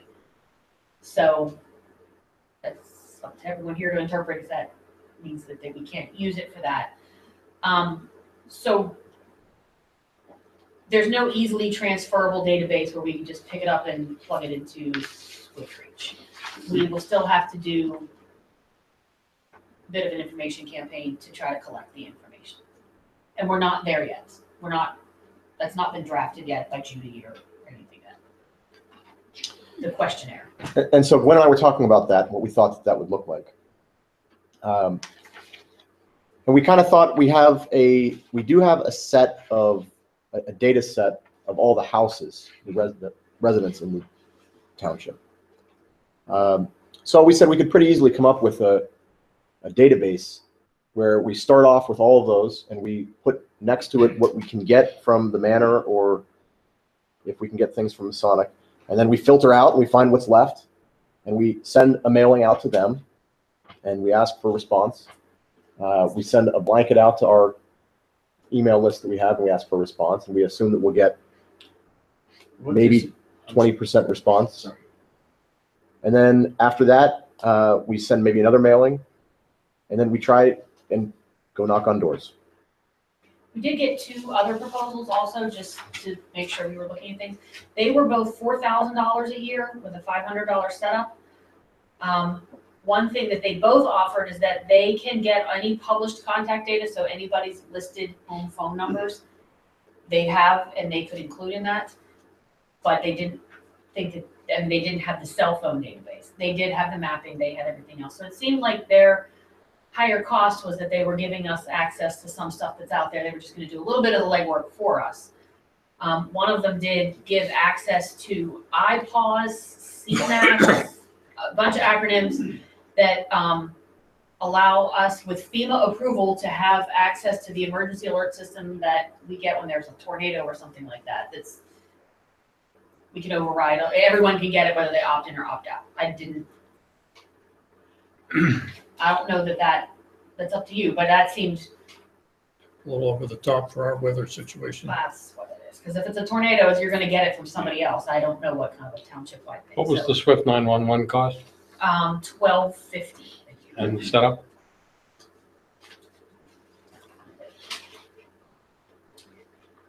$12.50 for the annual contract. Setup was $250. And optional and future services, meaning updating the records, was 5 cents or 2 cents, 2.5 cents for each record update if we give them a bunch of changes. So there'd be a small cost for every change. Presumably, you wouldn't incur the startup costs until you and Matt had done the things that Matt just described to accumulate the database. So it seems to me we don't want to buy the system just yet because it's going to sit on the shelf until that database is put together. Once the database is put together, I think it's a great idea. And I talked to the Swift Reach guy today, and he said that he's happy to extend the proposal date. Because I told him we would talk about it tonight, but not necessarily have an answer tonight. He said he'd be glad to revise the proposal and extend the expiration date on it to give everybody more time to think about it. Just a little input. We have an internal directory up at Masonic Village. So everyone in Masonic Village has everybody else's phone numbers. It's about their information. I think if we explain that to those people correctly, would you allow us to, they will probably acquiesce. That would be great.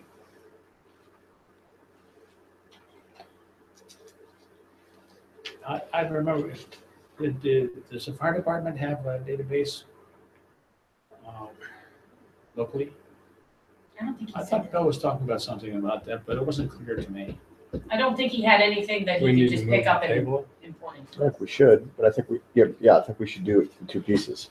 I make a motion to table the motion to install the mass notification and public alert proposal from Swift 911 or any similar service until proper database in place.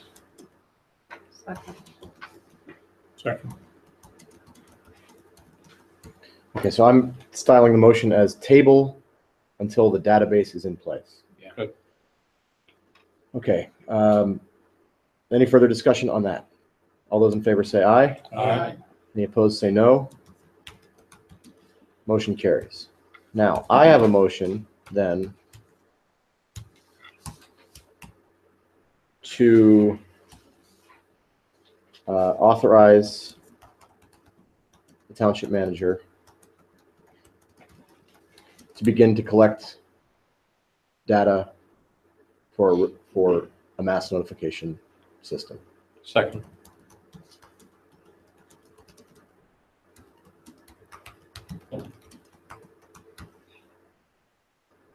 Okay, there's a motion and a second. Is there any further discussion? Gwen, is that motion sufficiently clear for you? You want- Yeah, I'm gonna go right to Judy and say. Okay. Hit me up. Yeah, but you have what you want here. Sure, Okay. yes. All those in favor say aye. Aye. Any opposed say no. Motion carries. Thank you. I move to purchase a $1 million cyber liability policy and approve the contract with Laser Fitch. That motion is on the table from last month. Sorry. That's all right. Thank you. It does not require a second. Is there any further discussion with respect to that? 1 million was the middle road? Yes. I think it was 500,000, 1 million, 2 million. Okay. All right. Any other discussion? The total expenditure, Gwen, Laser Fitch plus the insurance policy is? Insurance was $1,650 and Laserfish, I believe, 2,300, Yeah. something like that. And from whence are we taking that money?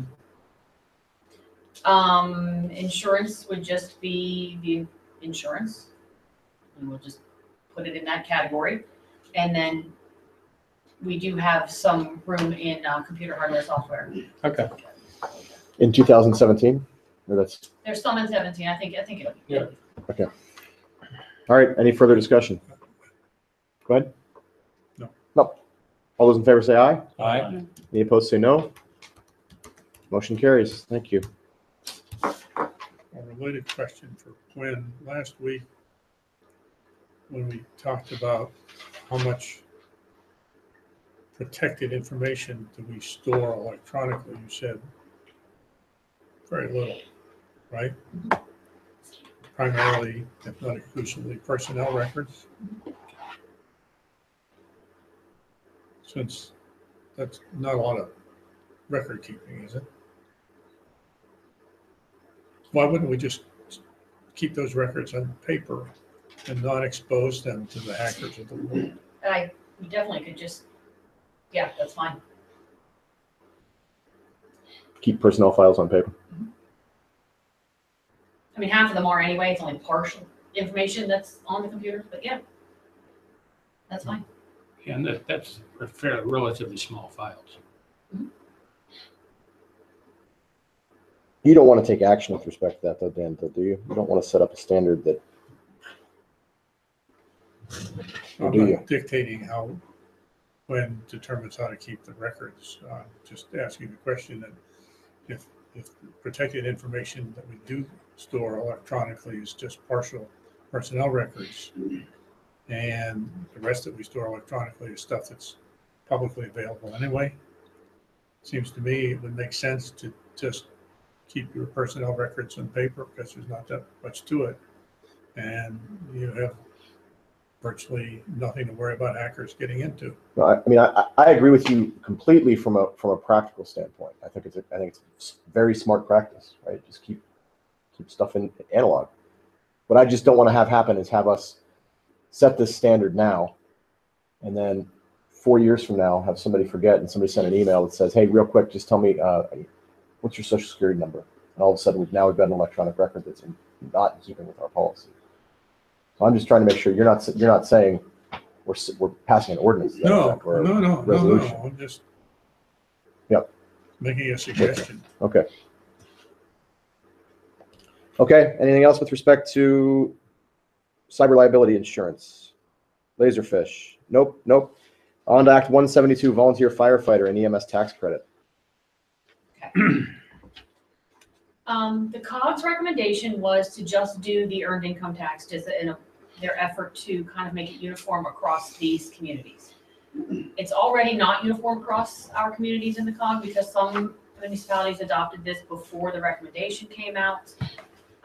And I talked to our fire chief, and he was strongly in favor of both the earned income tax and the real estate tax credit being selected as options. He's not eligible for either of those from the township because he lives right outside the township. So he's not advocating on behalf of himself, but he's advocating to make ours as strong as possible so that it is as attractive as it can be to volunteers and is also a reward for their volunteer service. And he noted that the neighboring fire companies Already have both, right. So there's also been a little bit of fluctuation in what I've seen across the state as far as what you can do for your earned income tax credit. The $300 max that I was aware of doesn't seem to be standard. It can be, some of them list 100% up to a certain amount, and that seems to be what this is structured as, is we would offer 100% credit of their earned income tax up to $300. Other places did up to $200. I thought up to 300 was fine. I mean, everyone's gonna hit that. And then I gave you, based on the current active roster, there are 30 firefighters that seem to meet current standards or current active rosters. And of them, there are 15 Aleppo residents. And of them, 9 of them would be eligible for the real estate tax credit. This is 20% off of their local taxes paid. So what I did is I went through the 9 people, pulled up their website, found their average assessment, and then multiplied it by our millage rate, and then took 20% of that to the credit. So the total credit available to these 9 property owners is, for this year's assessment, $834 total. So This is the town real estate portion. yes, of tax. township's real estate. Doesn't- Yeah, we doesn't- can't doesn't apply credit to them to school tax, district. doesn't No, apply to county. right, So it it's would for be the 8 townships. 840 and 2,700, 9 times 300. It'd be 15 times 300, so 4,500. There are 15 eligible people that live in the township. Only 9 of them are homeowners. Some of them are renters.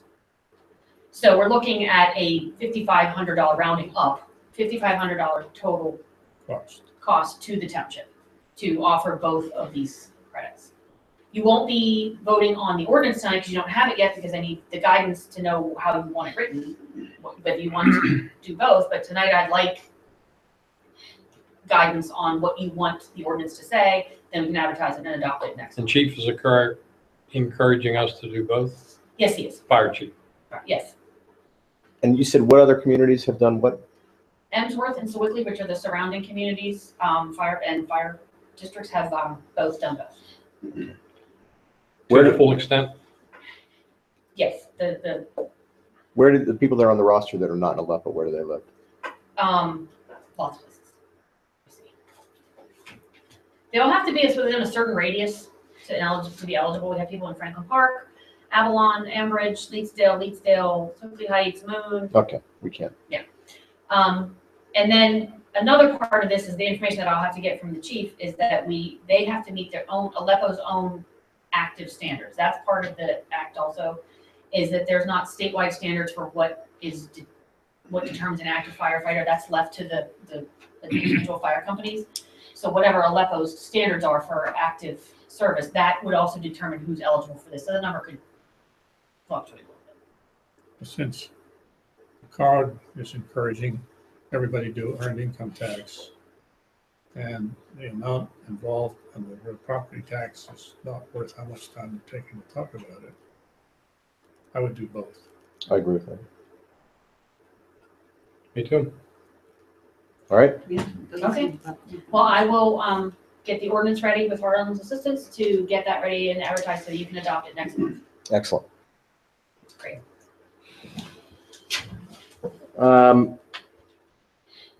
I keep meaning to just update you on our goals that Gwen and I set from back in the beginning of the year here. Number one goal, fix chairs in the conference room so they don't sink. Chairs doing better now, Dan? You stinking? I'm holding my own. Good, My great. chair's great. My head's above water today. Either that or I'm getting taller. Your chair I is must have sinking? gotten your chair. Okay.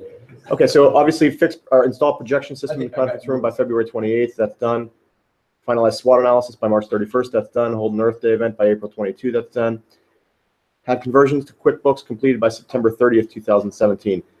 That is probably in jeopardy, right? I hope not. Oh, I okay. hope not, but it's probably going to be Tight. tight. So we're working on that. We have a aggressive plan to try to push through towards the end here. Have a system for electronic archive of township documents by September 30th, 2017. That's done as of tonight. So I can very excitedly cross that off. Produce 4 non-meeting videos by December 31st, 2017. We've shot 3. There's 2 that I need to go back and edit, which I will do sometime when I have a rainy day, but they'll definitely be done by December 31st. We're still looking for 1 more to shoot. So if anybody has any thoughts, as always. What of the 3 you've done? We've done trash and recycling. We did EMS, and we did, what's that? Yeah, we did scams with Corporal Simcoe. But Ben's MS4 presentation was going to be. Yeah. Looking at one to shoot. I mean, Is this for the website? we send them around in the email format, but ultimately when we get the new website up, they'll be housed there as well.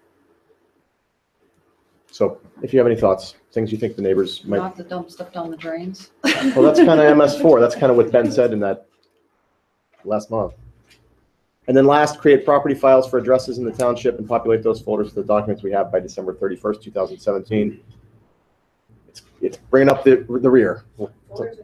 Folders are done. Could we do one on all the things we're talking about in enhancing emergency management? You know, the reverse 911, the database, blah, blah, blah. What to do in an emergency. Sure. What do you want it to I be? think that's a good one. What do you want the goal to be? Oh. To inform the public as to how to respond to emergencies. All right. Why don't you let Gwen and I put together a thought? I think about you should. Is that going to include the new sounds on the fire station? Yeah. Horn and all that? Instructions. It'll let people know there's a reverse 911. But you want that? You expect that to be done by the end of the year? I mean, we haven't even adopted an ordinance yet. If For all we know, this data gathering, No, it might be, Mark is gonna. might be too complicated. All right, let us talk about it. You mean December 31st? That won't be done. Won't be done. It's an idea. I would say that, roll it over to next year. Right. Look at you. June. It's only September and you're already making goals for 2018. All right. We could have one on what happens if the pump station fails. Arthur leaves town. All right. Okay, so new business. PennDOT request to add Tom's Run Road to state winter maintenance contract. I can interject right away if you want to give the floor to our Public Works Department. Their recommendation is no. We don't need to take another state road over. Yeah. I don't know if it's liable, so we're going to take them, we take it to the. So at this point, I say no. Okay. I mean, that's something that we have the discretion to say, right? Obviously. Yeah. Yeah, it was just an ask. Okay. We respectfully decline. Take no action. Motion to accept 2018 pension plan MMOs of $0 for police pension plan and $13,883 for non-uniform pension plan. So move. Second. Okay, is there any further discussion on that? All those in favor say aye. Aye. Any opposed say no. Motion carries. Gwen, you already have that. I don't need to write it down, right? Okay. Any other new business? Citizen participation. I apologize that I know everyone wants to go home, but I want to kind of get this on record. Art Capuzzi from Weber Road. A comment with no follow-up. I know through last winter and early spring, we talked about the deer situation, and it kept getting tabled.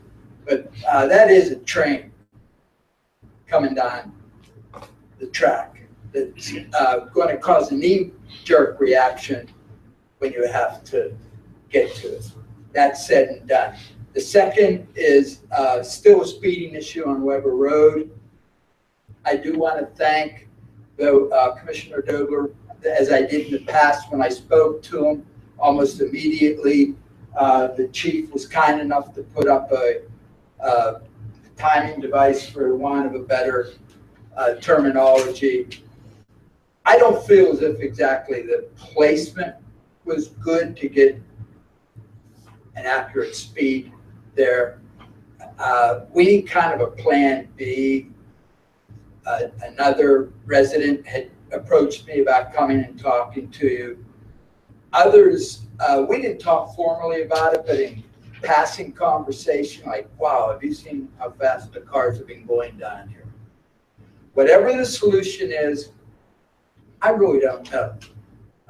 You had mentioned about speeding up in some people call them the projects. They surely aren't. But, and I guess that can happen anywhere here in the township, you know, with the speeding situation. I just kind of had one thought, and plan B is I would gladly like or offer my driveway for a cruiser to sit there occasionally during peak traffic times. I'm not asking for any type of citations, just up the driveway a little bit. They come by, they see an officer sitting there, and they might next time say, ooh, they might be there again, you know, because my driveway is a perfect location for where they would be speeding. Coming up the hill, they come around that tight bend there, then they lay on it. Coming down the hill, they don't slow down until they get to that bend. And the device was right around that bend. So I know the chief analyzed that, and I appreciate the information he gave us. And I would like to ask, the 10 mile an hour over the speed limit, is that a state manual, or is that kind of a gentleman's agreement? State law. State law. All right. And I understand it. I had talking when I worked for the Park Service to state troopers, and they talked about oversized towers and how they change the speed limit and everything. I only have one thing to say. When you go to 25 mile an hour to 35 mile an hour, that's an increase of 40% in speed, which is kind of high. You know, of course, as the numbers go up, if you're familiar with mathematic things, if you go from 70 to 80 mile an hour, it's a 14% increase. Of course, the speed is higher, and it goes and adjusts accordingly. But through really no fault of anyone here, because it's a state law, and I understand, that is a 40% increase in speed. It's high. Your state senator is Guy Reschenthaler. I know, they know me too, as well as you know me. And You know, the so- trick that I'm sure the chief will agree on, right, is that the reason for that 10 mile per hour grace period is because local police in Pennsylvania are not permitted to use radar. If you were Yes. clocking with radar, it's 5. So you can have a smaller grace period. You need to lean on the state. We do every time this comes up. I'm not saying that I'm asking for citations, because this is a nice community, and everyone here has always, at least the meetings I've been to, tried to be very accommodating. You have been. And there isn't one of you that want tomatoes thrown at your house, you know, so I don't know what the solution would be. The Public Works Department, they put a sign up, children's sign, and they were very accommodating about placement of the sign, where it would be placed, and so things have been done. But human nature, you know, the other resident wanted to address the issue, some of the younger children that have moved in because our street's turning over. My age is moving on, and the younger ones are coming in, and they have young children, as you do. The area at their homes is level. The road is level there, and the homes are close to the road, so the children have better access to playing, riding on the road.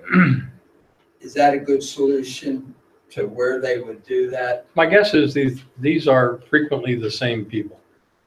Speeding? Yes, Yes. because it's the same people that live there. Yeah, well, Have you been able to identify them? not facially, but the cars, if I'm in the yard working and I hear a car, I can almost guess which one it's going to be. You know, the red Chevy, the black pickup truck, you know, are they the same people? Usually. Are there people that are very conscientious about the speed? Very much, very much so. I think I know my answer, but Chief, if this gentleman identified the same truck every day, is there anything to be done? Well, he's basing on his Right. his guesstimate of how fast they're going. Right. And Right. unfortunately, if that was the case, I wouldn't need any speed. I could just bring people like you and me and everybody else, and we would say they're going that fast.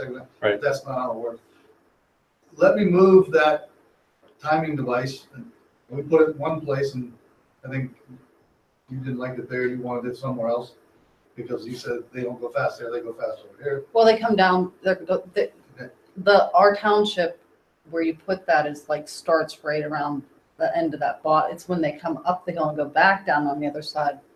That you're talking about Swiftly Heights Drive. You're talking about Weber Road. Yeah. I'm talking about Weber Road. And I didn't get where the chief had mentioned about citations were issued somewhere in the township. There was, That was out here on School okay, Street.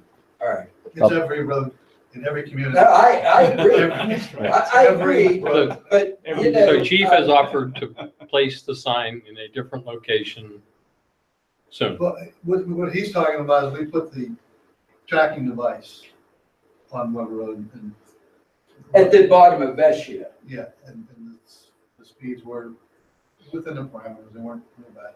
I want to go back to your first point. Yes. have a suggestion as to how to deal with that? The deer? Oh, I really didn't make the comment for discussion. You did a lot of it in the past that can be discussed again, but please, I mean, But I mean, it may be just discussed again, but I'd be interested in what your thoughts would be as to the sort of approach, if any, that should be taken to try to address it. we have to glean them off. There isn't any other solution. Are those all had twins this Or year? triplets, Pardon me? or triplets. Or triplets. So,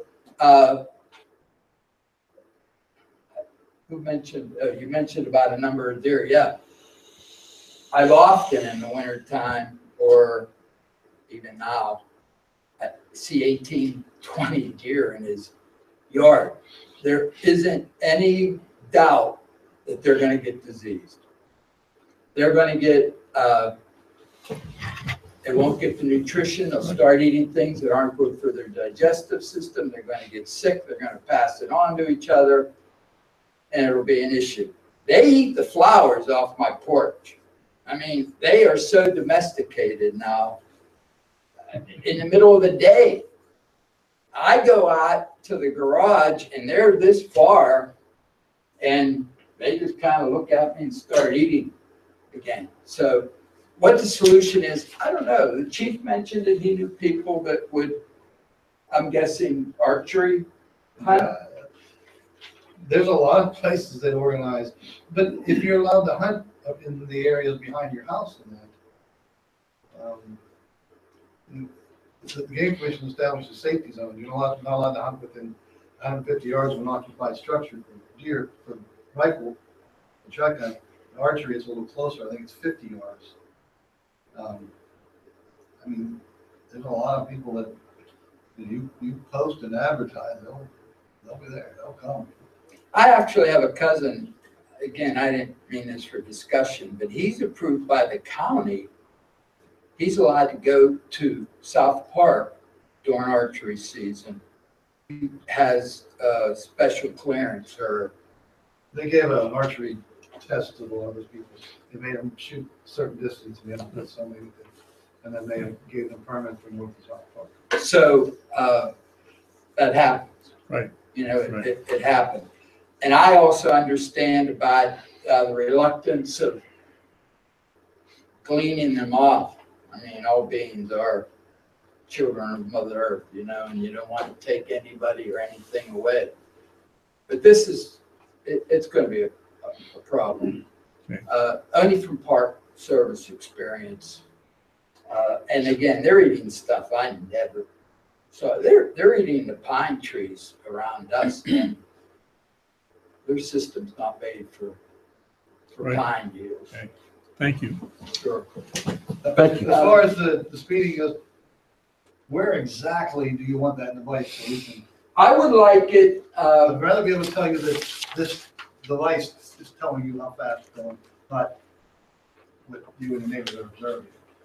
no, I understand. And the last Sometimes time, oftentimes it's not as fast as what you're thinking. absolutely. So where do you want it, Mr. Capuzzi? Where do you want it to I would be? like it, well, either near Mr. Black's home or my home or in between us there. I would like to kind of put it in the area where they come down the hill, it's flat, and then they start around a gradual bend. There's a telephone pole right there. Okay, we'll put it there. And then that way, what that tells us is they'll tell us truly what they're going, and it'll put it in bins, and it'll tell me, you know, if it's a particular time, if I can look and go, okay, well, we got some speeding and it's more prevalent at this time, and then we can adjust it. Yeah, I mean, Excuse me, would they be starting to put their brakes on there? Because there's. well, I don't know. I would like to give Don Black some time. He approached me, knowing that I come to the meetings occasionally. He wondered if he could get his Yep, point across. And Oh, excuse me. My name is Don Black. I live at 362 Hubbard next to Art.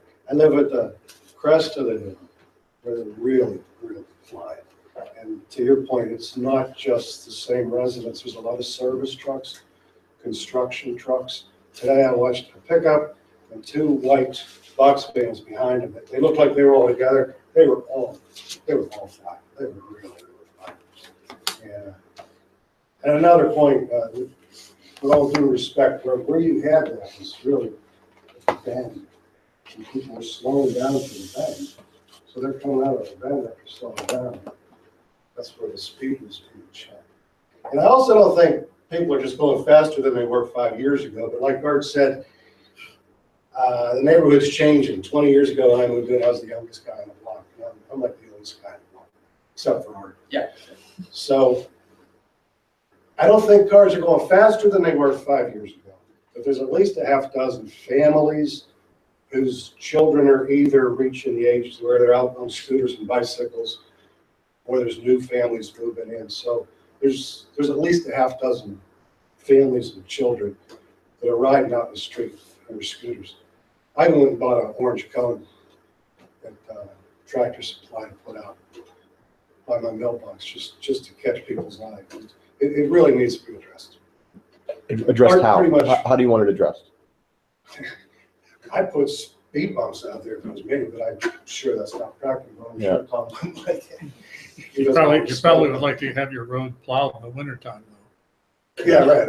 I understand it's not a viable option, but you asked, and that's what I think. Okay, but all right, so it's not a viable option. So what else? I mean, we want definitely to accommodate you. Mr. Capuzzi's right. We definitely want to accommodate. Wait, just hang on. But we, Signs, police, whatever you want Like to a do. stop sign, is that what you mean? I wouldn't mind a stop sign. Put a stop sign. I don't think signage is Yeah, people don't- effective, to be honest with you. I don't even think the speed indicator, yeah, once they know it's there, obviously they're gonna slow down for it. And the chief is right. Do I know how fast they're going? No.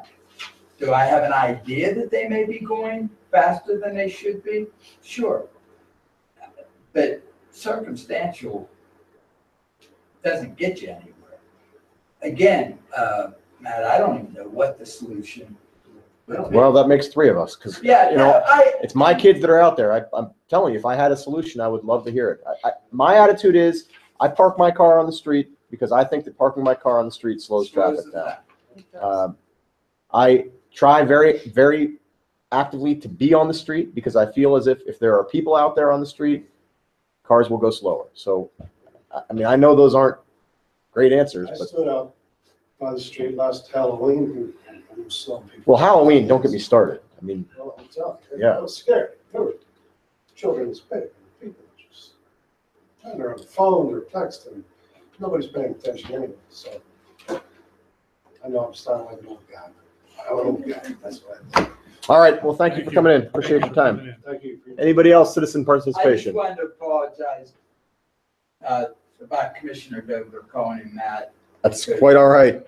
He was that big and I coached him in baseball. And played one heck of a catcher. You might tell them, right? Come on. Not as well as you're doing now. Oh, yeah. Wow. All right. Anybody else, citizen participation? Nope. We are going to go into an executive session to discuss pending litigation. We will not come back on the video when we finish with our executive session. We'll come back on the record. If there's any action to take as a result of the executive session, we'll put it on the record then. So for all intents and purposes, this is the end of the recording for tonight. Thank you, everybody, for coming. Thank you for watching at home. Catch you next time.